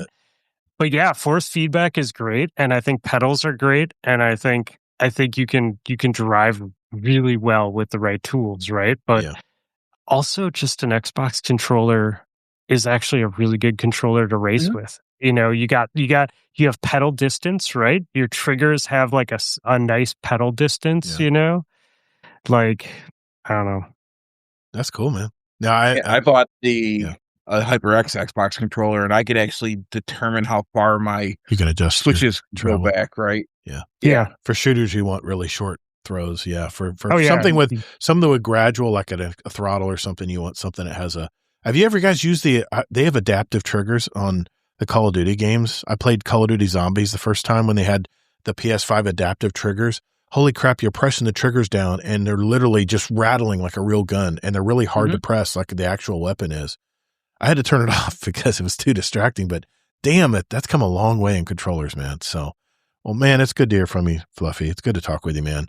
I wish we could talk a lot more because it's just been too long. I know since we sat down, I guess what's been a couple years now since we had lunch together and over in New Smyrna. Oh, since I was in Florida. Yeah. Has it been a couple years? Yeah, dude, probably 4 years at least, probably. Dude, that was good times. Guy drove 5 hours to meet me, and I think I drew about an hour and a half. So, I mean, he definitely had more sacrifice than I did when we met up, but I'll never forget that, man. That was a good day. Kingsley Mac, what's going on in your life, man? Let us know. What's up? Hey, how's it going? Yeah, having a lot of fun with gaming for sure, and still enjoying raiding in Destiny. I love how it's always a different experience every time going in because depending on the crew, you're either helping teach someone or you're trying to cover for someone that's asleep. Sure, I wasn't going to use that example, but that's an example too. Someone's better at killing ads or someone's better doing mechanics, then I like being flexible and filling into a different position. And as we all know, the newest raid is a lot of fun, Desert Perpetual, but maybe you'll talk about that more later. Oh, no, we didn't do that one this week. But anyways, other games I've just been enjoying so much. And then I have a new one. I know you've heard of this game, but it's always been on my list, but I'll get to that in a second. But still really enjoying, of all the games I'm playing right now, to me, Diablo has the best end game because I really like the way I'm grinding into new builds and new characters each season. And they do it in a perfect, of all the games I play with RNG and stuff in them, I feel like the carrot and the stick with Diablo is perfect. Like it's not too annoying getting the loot. And when you start kind of getting to that next level where it feels like maybe a little oppressive, they give you the carrot again, and then you can get some good loot and kind of get to that next level. But also Diablo has trading. And so you can always go that option if you want. And I've actually done some of my first trades ever.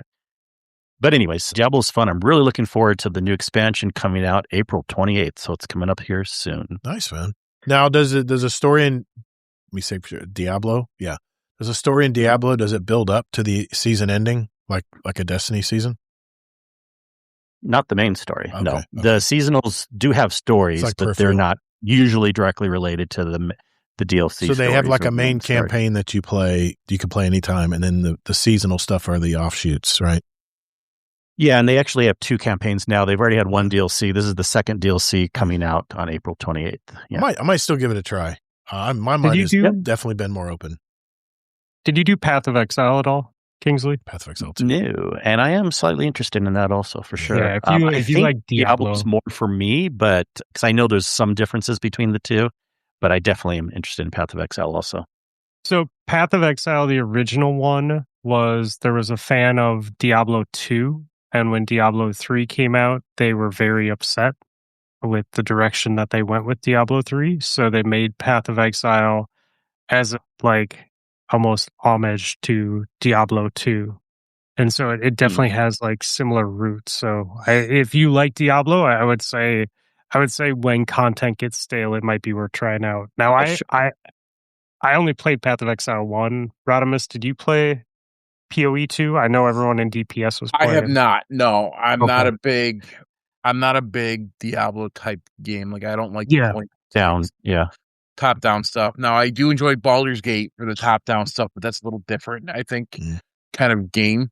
But there is like a couple guys over there in the Discord does play Path of Exile 2, and they're excited for the new stuff coming out. So okay. And I think I'd like it, but see, funny enough, I didn't not like Diablo 3, but also Diablo 4 is a lot better than Diablo 3. Yeah. I just kind of think Diablo 3 was a little different. Also really enjoying The Division. Year 8 just came out, Season 1, but their Year 8 whole roadmap, and they added a new weapon tier or weapon rarity in the game and some new grindable modes. And what's really cool is they added some actual, like, not just seasonal content, but actual like mini DLC, like classified assignments. That's what it's called. And only one's out so far, but shout out to Zombie. I know he was in the chat earlier, but him, me, and Notorious grouped up and checked out the newest classified assignment, which is kind of like a covert op. It's like a mission, but a little more involved. You go in and there's like puzzles you can do too, but of course gunfights. Yeah. And we figured out it was so fun to do a classified assignment on day one and not have the guides and figure out where all the hidden collectibles were. And we were like pulling books on bookshelves and doing little puzzles to kind of figure out ways to open the secret door and do the whole mission. So that was a lot of fun there. We're still having fun with that. Get back to Division 2, but like, there's too much coming out right now for me to get in there. Oh, there's a lot. Yeah, there is a lot. And it kind of brings me to my new main thing. And I'm still enjoying Crimson Desert a little bit, but I haven't put much time into it because I know that I can just come back to it at any point. I love it. I absolutely love it. And again, they came out with another huge update. It's only been a couple weeks, and just the amount of updates this game has, like totally changing the game too, like doing all these cool things that generally people are always happy about. I haven't been hearing complaints about these updates at all. But it's a great game. I love it. But I started up Warframe. I saw you playing that. What do you think? Have you ever played before? No, I never played before. Man, you're down a deep rabbit hole, brother. Dude, that was the game that I learned how to play mouse and keyboard on. It was that and what was the Overwatch ripoff, Paladins? Nice. Mm-hmm. I don't know. I think it's good. I think I would have always liked it, but I think it's also good coming into it right now, down the road where there's so much time and experience in the game. And you got a fortune of time. And yeah, and a lot of content and stuff. And, also like I wouldn't normally be into free to play games, and I still might get a little annoyed by the time gating. Now, of course, the way this game does free to play is a million times better than most games that do free to play. So maybe I'll probably be okay with I think I was saying, like, I think the people are going to have the most problems with Warframe is not the people that can't play it a lot or the people that have a million hours to grind. They're going to be fine either way. But the people in the middle that are impatient, that I have to wait for this to craft, I'm going to buy a skip or whatever, you know what I mean? But anyways, I've been having a lot of fun, tons of fun. There's tons of things to do in that game for me, of course. And like you've alluded to in the past, Todd, and Scarlett just mentioned something, but that's what I like about the game. I love that it's fast. Okay. I freaking love that. Like, some people can't handle it, but I love, because that's one of my big complaints about Crimson Desert. I always say that backwards. I don't know why you do that. I don't know why either, and I'm going to keep doing it. Okay. But it'll be a Kingsley. The movement kind of sometimes seems a little sluggish and slow, although they've made it faster over time.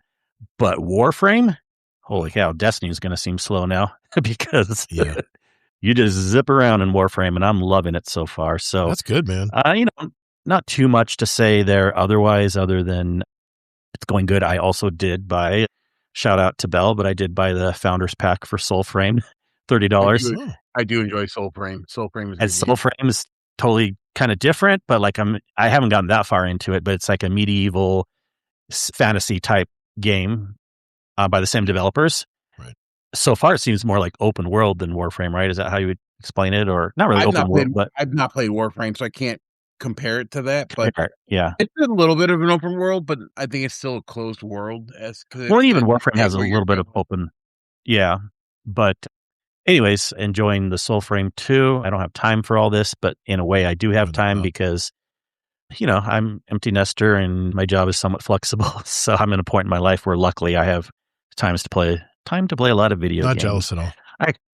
I could go on more, but we're already running late, and this is still talking more than I normally have. But I just really wanted to mention Warframe and enjoying it. I saw you playing that. I was like, oh my God, is he actually playing Warframe? What the hell?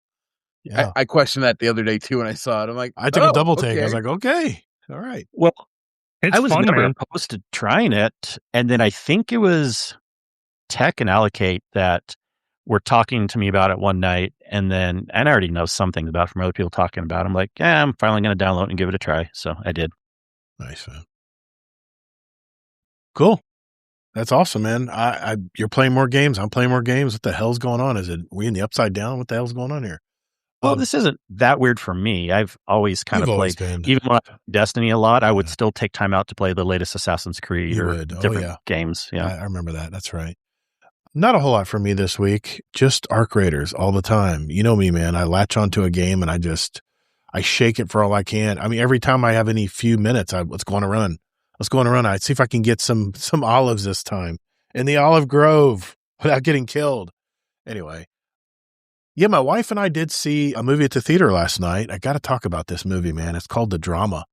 It's an A24 movie, Kingsley. It stars Robert Pattinson and Zendaya. And man, my wife was even saying this last night. Zendaya is a fantastic actress. It's about a young couple when they share one terrible thing they've done in the past. It's like a party game with a couple other friends of theirs. They find out something so disturbing that one of them admits to. I gave it away. She is a little drunk. It kind of reshapes how how everyone sees that person. And the movie just continues to unravel until there's a final scene. I want to spoil it, but there's a final scene that just kind of leaves you tearing up a little bit. I really like this movie. Rotten Tomatoes gave it a 76, IMDb a 7.5, which is pretty solid. And I agree. 4 stars from me. Very good movie. Of course, it is yet another gem from A24. I love that they take on these independent movie projects and stuff. And there's another one coming out called The Back Room, which I saw the preview to that.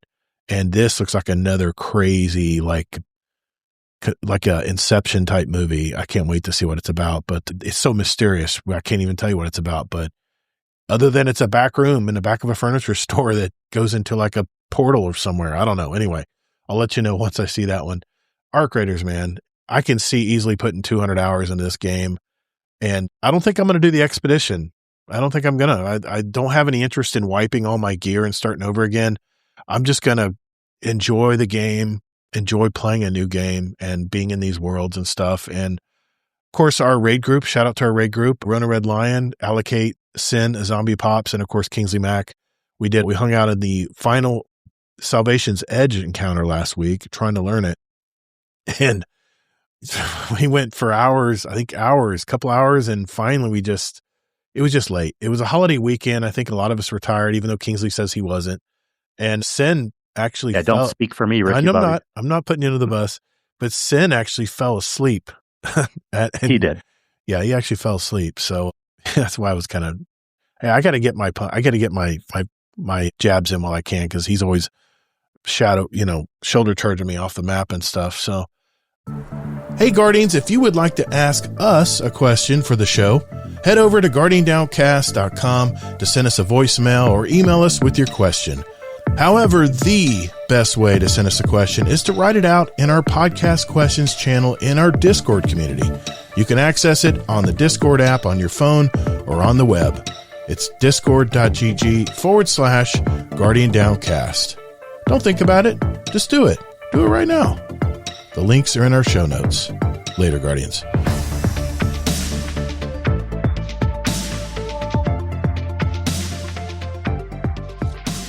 Hey, before we go tonight, we got a time for just a couple questions here, mainly because they're kind of geared to our co-hosts tonight. So I want to read these really quick. Danger Powers had a couple here. I heard a rumor that Rodimus and Fluffy were going to be on the show, so I needed to ask these very important questions. Question for the show: why can't the professor on Gilligan's Island fix a hole in a boat if he can construct a radio out of a coconut? I always wondered this too. What the hell, man? They can't fix a patch? They can't patch a boat? And he makes a radio out of it. I remember that episode. I guess that's a question directed at you, Rodimus and Fluffy. if you put your mind to something, you can do it. Maybe they want to be stuck on that island for a little bit, kind of like that Survivors, whatever. Well, there wouldn't be a show. Wouldn't be a show, right? It's true, right? I mean, even if they couldn't patch the hole in the boat, why couldn't they just make a boat? There you go. They had lumber trees, everywhere. Right? There was trees. Yep. I don't know. Maybe, I don't know. He made a radio out of a coconut. Anyway, he follows up. How much sawdust can you put into a Rice Krispie treat before someone starts to notice? I guess this is an inside joke. I have no idea. Okay. We've been doing like stupid like questions that make you think too hard, but they're so simple. I'm saying you could probably go away with like 15% of the Rice Krispie can be sawdust before you notice it. Yeah, I think like, especially if you like masked it with like a artificial flavoring or more sugar to the recipe, something to like sweeten it up, you could really like sneak in a lot more sawdust if you wanted to. I really like Rice Krispie treats. I'm hungry now. Like, it's definitely guilty pleasure, but if it's not like a gooey fresh one, dude, I'd rather just not eat it. Like, if I took a bite of a sawdust one, I would probably just be like, and then just walk away from it. So, like, it really depends on your audience, too. Danger had another question. He says, have you ever had a nemesis? If not, what qualities do you want in one? Well, I would want one that's somewhat intelligent, kind of like a mental chess game, I would think. Yeah, that's what I would. Maybe be dumb as rocks so I can get over it real quickly and move on. Yeah. I had a TikTok comment on one of my TikTok accounts, and the guy was like, I don't know, he couldn't even spell right. I was like, dude, you're not even worth arguing with. Anyway, what do you guys see? What is your nemesis, and what would you see if you don't have one? So I had a nemesis. It was when I lived in Ohio. There was this guy I knew. You mean the great state of Ohio? Yeah, I don't want to throw him under the bus. We'll just call him Greg. Okay. And this nemesis of mine, he looked like a Timo. Oh my God, he looked like a Temu Drew Carey, and he was from Ohio, So and this guy was a chef, and like he would always, we lived together in this story, and he'd always criticize my mac and cheese because he was a professional chef, and I'm like, bro, it's like literally straight out of the box Spiral's mac and cheese, because regular noodles are for crazy people. Spiral's is where it's at. And Greg was my nemesis. I mean, and that's not his real name. That's to make sure that no one knows who I'm talking about. And what's his fake last name? I can't tell you. It would be dangerous. That is true. And it was a dark time in my life. And he'll probably never listen to this part of the episode, so it was all for nothing. He was here earlier. I mean, he was here earlier. Allegedly. This guy. Yeah. Kingsley, have you ever had a nemesis? No, I don't have an answer for that. I like what Rodimus said. I want them to be dumb so I can just be over it. Yeah. It's a waste of your time now. TikTok commenter, You're doing life wrong if that's your priorities. We'll go with one more here. This one of our patrons asked today. I promise I'd answer it for him. What is the worst thing you saw or smelled during doing pest control? And the worst thing I smelled was at an office one time. There was a smell coming from a drop ceiling and a little stain coming through. And this was an aluminum company that makes aluminum, and they distribute it. It's just a warehouse in a little office. And the guy says, I said, dude, I don't really do rodents. I don't take rodents away. But they were a big customer. And I said, this one time I'll do it. So I poked my head up in there. I kid you not, man, the biggest rat I've ever seen. This rat was the size of a full-size cat. Jesus. And it was just laying there on the side. And I said, okay, let's see if it's moving first. And I pulled it over, and the giant flesh fly maggots just poured out of it. And they were falling all over in the office down below. Worst thing I ever smelled. Okay, now worst thing I've ever seen in pest control. Literally could have been a horror house, not a whorehouse. I had to make sure I justify that. I went into a house. It was a rental, and I don't know what it is about some renters. They just they never vacuum or wipe or clean food off anything. Humans are being humans. Yeah, exactly. And anyway, I go in there and I can smell it. I can smell German roaches. They have a sweet smell, and unless you've been around it enough, Zombie knows what I'm talking about. You can kind of go in a restaurant and go, not eating here. The salmonella just walking everywhere in here. Anyway, I go in there and the roaches, there's so many German roaches clinging to the walls and all over the floors. And there was a T-shirt pinned on the end of a island. And I peeled back the T-shirt and it was a solid filled in a T-shirt shape with German roaches. And they were crawling up the walls, and they were falling down underneath my shirt, crawling down in my back and stuff. And yeah, I'm sure Zombie, when he's on the show next time, can share one of his horror stories. But that's just want to answer that question for Mr. Miklo, who asked that this morning. All right, before we go, I know we're running late. In honor of DPS, I want to do a top 10 tonight because I've always wanted to do one. I missed the top 10s from Johnny Carson and David Letterman back in the late shows were always entertaining, and they always put a comedic twist to them. But this is going to be more of a guessing game. What I'm going to list tonight is and you've probably already done this one, Rodimus, is what are the top 10 most life-changing inventions in the past 50 years? This is according to a Pew Research sentiment poll of Americans, and it's basically what Americans consistently rank as having the highest impact on their daily lives. That's the key. So Rodimus is looking up the list. Phones. Shoot, I forgot to pull it up. Hold on. Rodimus. Rule number 1, you got to pull the damn list up so you can see it. Send him the link. Oh my God. There it goes. I got it. Okay. All right. You said phones. Yes, a smartphone is number 1, specifically the iPhone from 2007.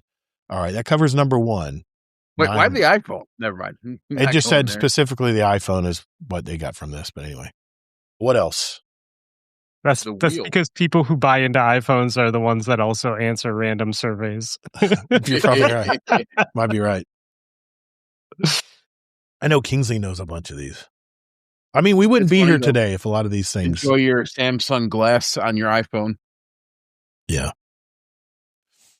I'm really not a phone. Like, I don't care what people use. Yeah, I just thought it was funny. I grew up on Android, so I won't go on iPhone. So penicillin? Is penicillin an invention? In the last 50 years, I don't think that qualifies because it's not in the last 50 years. Was it not? I don't know. Obviously, that was a life-changing invention. Obviously, yeah. It's just in the past 50 years. I'll give you a date. So give us what 1976 or newer. Oh, acid? Me, I was in 77, so I'm obviously, good for the world. I'll give you a hint. GPS, yes. GPS is number 4. Global positioning sensor system, I mean. Satellite. Global positioning system is what they said, GPS. All right. Satellites? No, it's not listed. No, I mean, GPS can also stand for it because they are satellites. Oh, yeah, of course. Yeah. That was, what I say, that was number 4. So we have 2, 3, 5, 6, 7, 8, and 9. Robotics. Like, because I'm thinking like hospitals, but really like, hospital surgery, robotics, stuff like that. But really just in general, robotics. It is. All right, I'm going to give you it. Number 5 is general artificial intelligence from 2022 to present. And you can include robotics in that, sure, because they have to use AI probably. Maybe. No, JD Ken, it's not Viagra. Yeah, and that was probably older than 50 years too. So. Yeah. Who knows? The computer? Yes. Personal computers is number 6 from 1977 to 84 as they're talking about. That's yes. So we have, let's say go ahead. Digital music or digital movie, something like digital media. Streaming technology is number 8. That's the Netflix specifically. That's not what I meant, but that counts. YouTube in 2005. And the shift from physical media to digital streaming transformed the entertainment industry and how Americans consume news, culture, and it went digital before it was streaming, if you want to be technical. That's true. Yeah. Well, you could say, like the MP3 player, yeah. But it's email? Nope. Email is not. Oh, this list is bullshit. And you, Now you know how it feels. You said cell phones. You already said cell phones. Okay. Google. What's that? Google. No, you need to be a little more broad. Search engines. Internet. Yes, the World Wide Web in 1989. The Thanks, internet. Bill Gates. While the internet existed earlier in the military. Yep. The World Wide Web. That's number 2, by the way. The internet's been around since the 60s, technically, Well, but I didn't know they were going to go with World Wide Web in the 90s. That's why I didn't say it. Yeah. It was more accessible in the 90s, so I think that's what I you're know, but good old AOL CDs. So that's how they got around that 76 limit, by saying World Wide Web. All right, we're missing number 3. We're missing number 9 and 10. 3, 9, and 10 we're missing. And this is 70s to present, huh? 76 and sooner. Did Barry White come out after 70s? Barry White was before that. Digital camera? Nope, not listed. Space shuttle? Nope, it's not listed. I have a few honorable mentions, 3 honorable mentions, but those aren't in them. I'm sure it's on the list somewhere. Like, I'll give you a hint. 1991. The plastics. Well, I was going to say the plastics that they put in fabric to make like sweat wicking fabrics and materials. I know where you're going there. A rayon. Yeah, no, that's not it. It was invented in 1991. That helps. NWA. No. Rap music is not considered in this. No, not rap music. Just NWA. Oh, NWA. Actually, I think they were like late 80s. Not. Yeah, I think so too. Yeah. I love the answer. Twins won the World Series. No. Is that the life changing? No, okay. Remember, it affects their daily lives, Fluffy. I got a Homer Hanky, man. Like I can Homer write that Hanky, shit really? anywhere. Voice of Man, for sure. Smartwatch? Nope. How can I say this? It's related to the internet. It was invented in 1994. Jeez. Wait, you said 91. 94. No. Well, yeah, number 10. That's number 9. Number 10 was invented in 1991.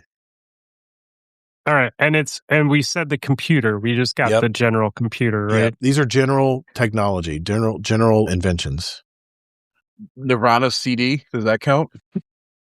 No, that would LED light bulb. Telescope? Nope. It's not on here. No, that was a long time This ago. is just remember, this is very general. Very general. I'm saying general things too. Oh, dude, the Miata. The Miata came out in 1991. Oh my God. That's it. We're done. Turn the lights off. We're done. Out of here. I think 1994. Let's go there first. De La Doesn't Soul. help. What if you wanted a book? Oh, Amazon? Amazon. E-commerce, 1994, and Amazon was the first one there. That's number 9. Number 10, still invented in 1991. You haven't answered yet. And number 7 was invented in 2020. Keep in mind. Chat rooms? 2020. Is it the Nokia cell phone that's indestructible? No. It might be. The problem is like the people that don't know. The people that don't know. So the people answering the survey probably don't know about the Nokia phones. And it's better that we don't let them know so they don't survive. Oh. All right. So we've got number 1, smartphone. Number 2, World Wide Web. Number 3 is still unanswered. Number 4 is GPS.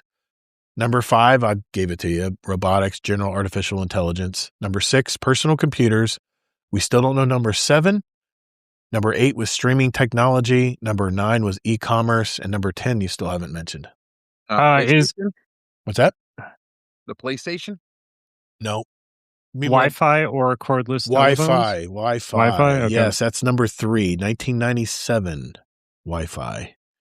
All right, so you've got... I'm still thinking 91. Let's see. Oh, no, 91 still We needs to didn't be get answered. one yet, right? Still needs to be answered, yeah. So you got all of them except number 7 and number 10. Number 7 and number 10. Number 7, I'll just say, was invented in 2020. COVID. Nope. Vaccines. Yes. The mRNA vaccine technology is number 7. It was invented in 2020. That was invented before 2020. Probably, but people just learned about it in 2020. That's when they actually started using it, maybe? I don't know. All right, so we still got number 10. The dude that invented it, I think, worked at the U of M, and he had like patents on it like a while ago. Yeah. Before that. It's just when it became popular. Good. Yeah, let's change that to the first usage, maybe, but not invented. Right. First mass. All right, so we have number 10 still, invented in 1991. Think toys.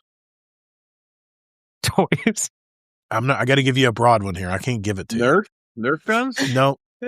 Water was Super Soaker? Remember an invention. Invented Affects daily lives.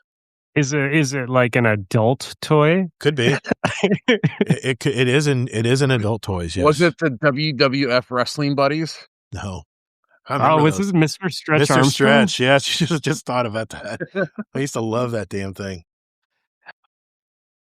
Was it like Magic the Gathering? No. Was it WoW? Were they playing WoW back then? It's an invention. I think they were. It's a technology that makes people's WoW lives is easier. its own technology, man. People are still paying for it. What's that? What'd you say? It's a toy and a technology? No, I said it could possibly be used in toys. Rechargeable batteries? I'll give you it. It's lithium-ion batteries, 1991. Yeah, that totally counts. Yeah. I mean, okay. Yes. I don't. And it does, yes, it is used in adult toys, I hear they're used in adult toys. No, that's you're better off probably buying the ones I would with have just the said it was USB involved in plug. electronics. I know. I went toys because more than toys were. I went toys because my grandson has all these toys and they're all rechargeable, it seems. So you have to but they had other rechargeable before lithium ion.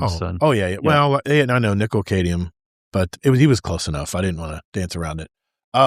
Honorable mention: social media, Facebook and Twitter, MRI, magnetic resonance imaging, and cloud computing were the honorable mentions. So when did they say cloud computing was invented? No, they don't have a date for allowing a storage. They don't have a date there because no one knows.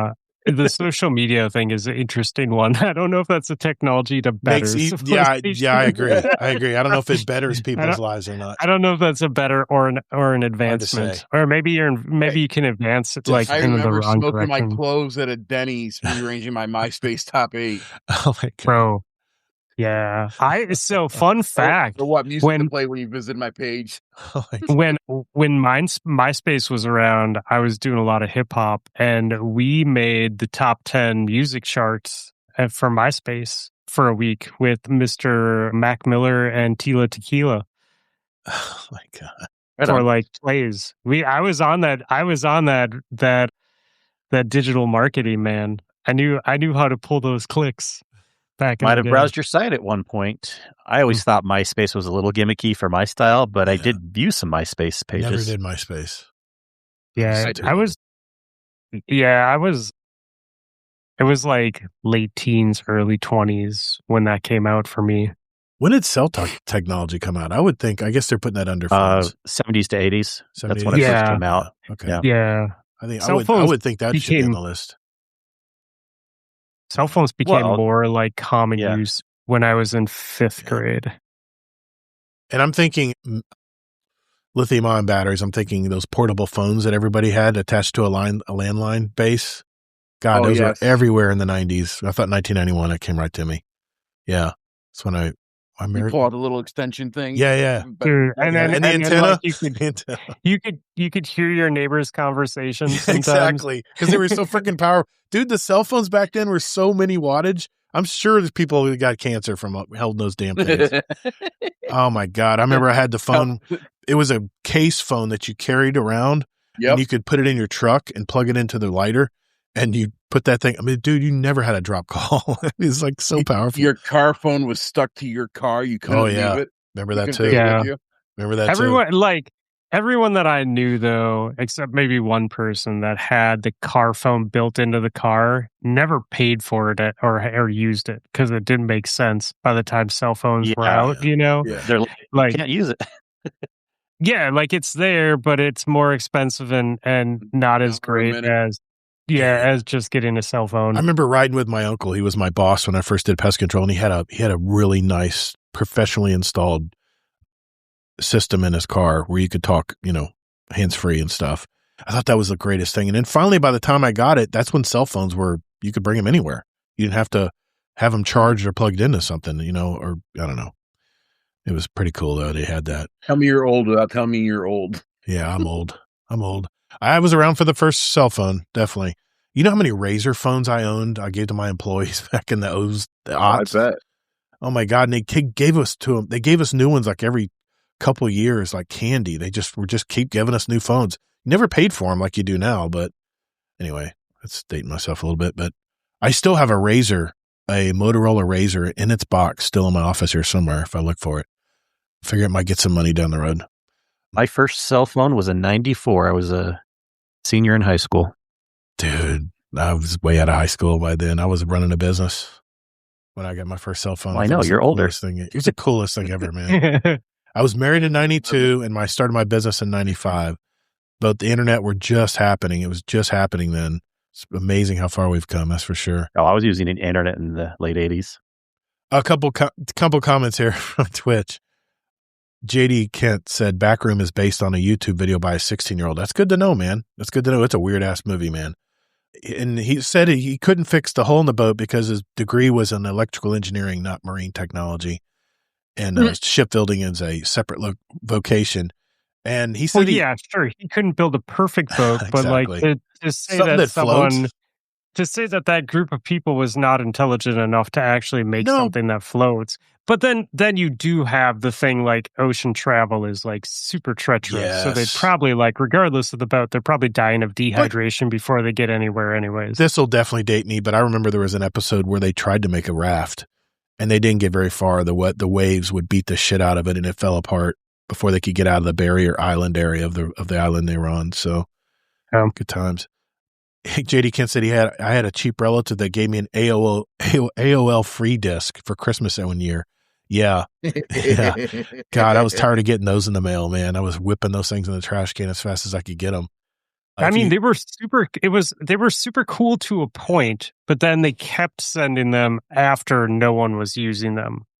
Wow. And then it started being like in the junk mail. But when they first came out, dude, getting free AOL hours, yeah. I remember getting great BB gun targets. I remember getting Netflix, and I was like, man, what the hell? I'm actually sending a CD in the mail? How's people not ripping this shit off? He had one more comment. JD Kent did. He said, if you had a police scanner in the 90s, you could listen to everyone in your neighborhood's phone calls. That's wild. You're definitely dating yourself, JD Kent. No, I thought that'd be a good list because, we wouldn't be here right now talking amongst each other if we didn't have these inventions. So thanks for playing along with it, guys. Hey, that's our show, guys. That's everything tonight. I know we ran a little bit long. Me and Kingsley saw it coming. We talked to good friends, conversations. What are you trying to say? Did you? I saw it coming. We always, when we're having a good time with our guests, it always goes a little longer. It's always a good thing. But I want to thank you guys for coming tonight. Fluff, let me start with you, man. Plug your podcast out there and tell us where everybody can find you. Talk about your Discord, all that stuff, man. Sure. We are Potato Thumbs Podcast. Been talking video games for a while. Started as Destiny Podcast. Now we just show up and hit record and things happen. Yeah, we play different games. I like PvP stuff. Rob likes single player games and card games, strategy games, all sorts of stuff. Yeah. But we keep it pretty chill and fun. We're really lucky. Our Discord's pretty drama free. Nice. So if you're just regular adult, you're welcome to join. And if not, I wish you well in your journey of growing as a human. We're everywhere the podcast can be found. Thanks, man. Thanks again for coming on tonight. I know it was a long one. You'd think we'd be done with 3-hour podcast, but I guess not. I guess we're not done yet. Dude, it's so funny. When you were saying the past 50 years, I, for some reason, was thinking the past, the 1900s. So I'm like, oh, medicine. And then you guys started talking. I'm like, oh, right. The past 50 years is the 70s. And yeah. Well, yeah. I just threw 50 years out there just to see what it would throw out. And I figured it was a good time frame where you guys might remember some stuff. So Mr. Rodimus, how can people find you, sir, in your podcasts and your community? You can find us where all the podcasts are at. Search up DPS Dudes Playing Stuff. Yep. Feel free to come by the Discord. Biggest rule is don't be an asshole. There you go. Pretty much that's it. Know your audience, and anyone's welcome to come hang out with us. We do play a lot of the friend slops. We do play a lot of the indie games. We're always trying something new. If you want to make your wallet scream at you, come hang out. If you don't, stay away.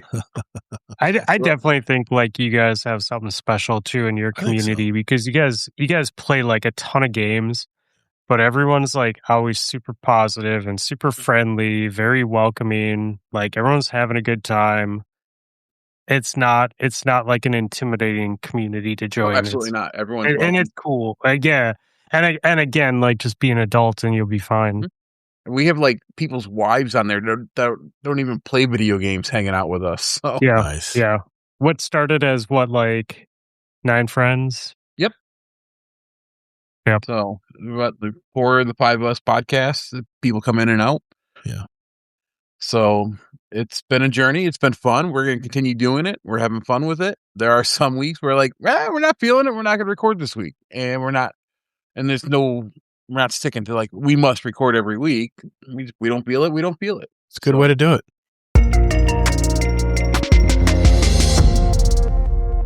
So, Future Gator here.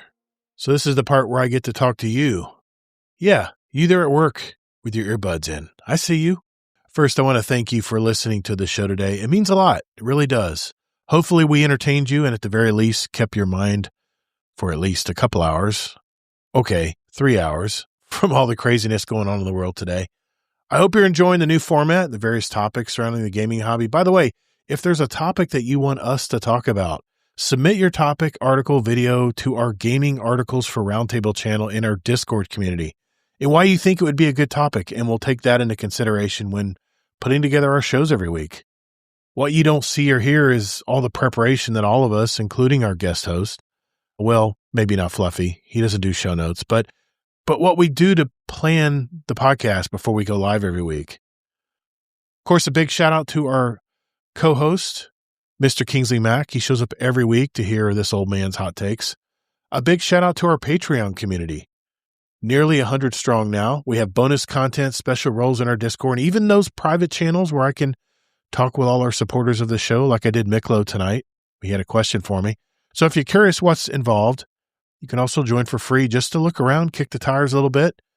A shout out to our largest Patreon supporters, like our Dungeon Champion patron, Deadpool1 Merc, and our Raid Boss patrons, Amazing Taco King, Frostbite, and Jealous Gaming. So for whatever game you're into these days, be sure to take breaks, hydrate, and touch grass. Grackle. He's been a member for over 5 years now. Thank you, sir. The path to victory is long, but there's always hope. Fight! Thank you all so very much for listening. And whether in life or in your game, hey, get your reps in. And later, Guardian.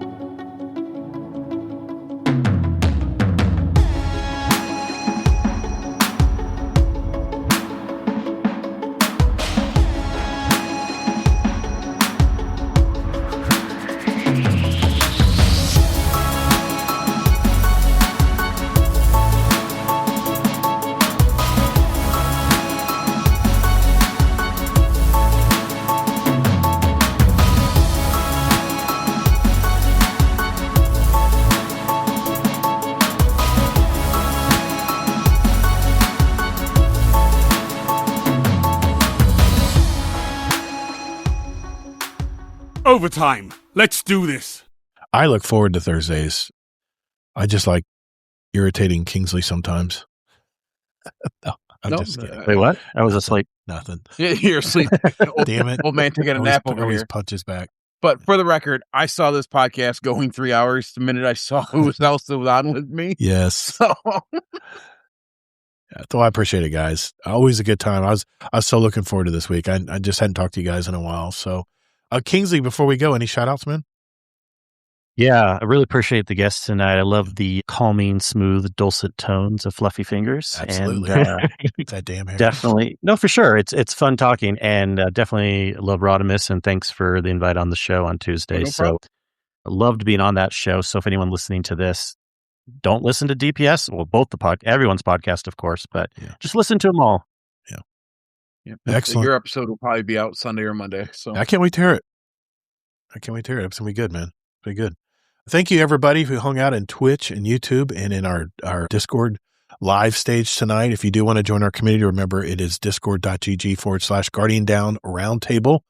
And I'll just say this before we leave. Whether in life or in your game, get your reps in. Later, Guardians.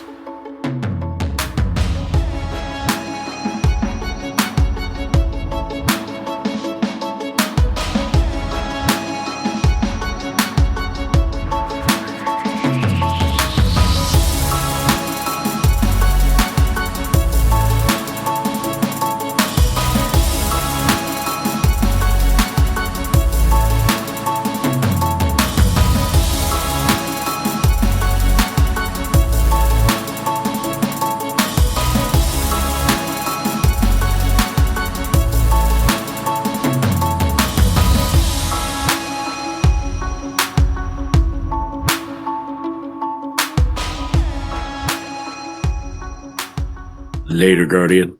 Later.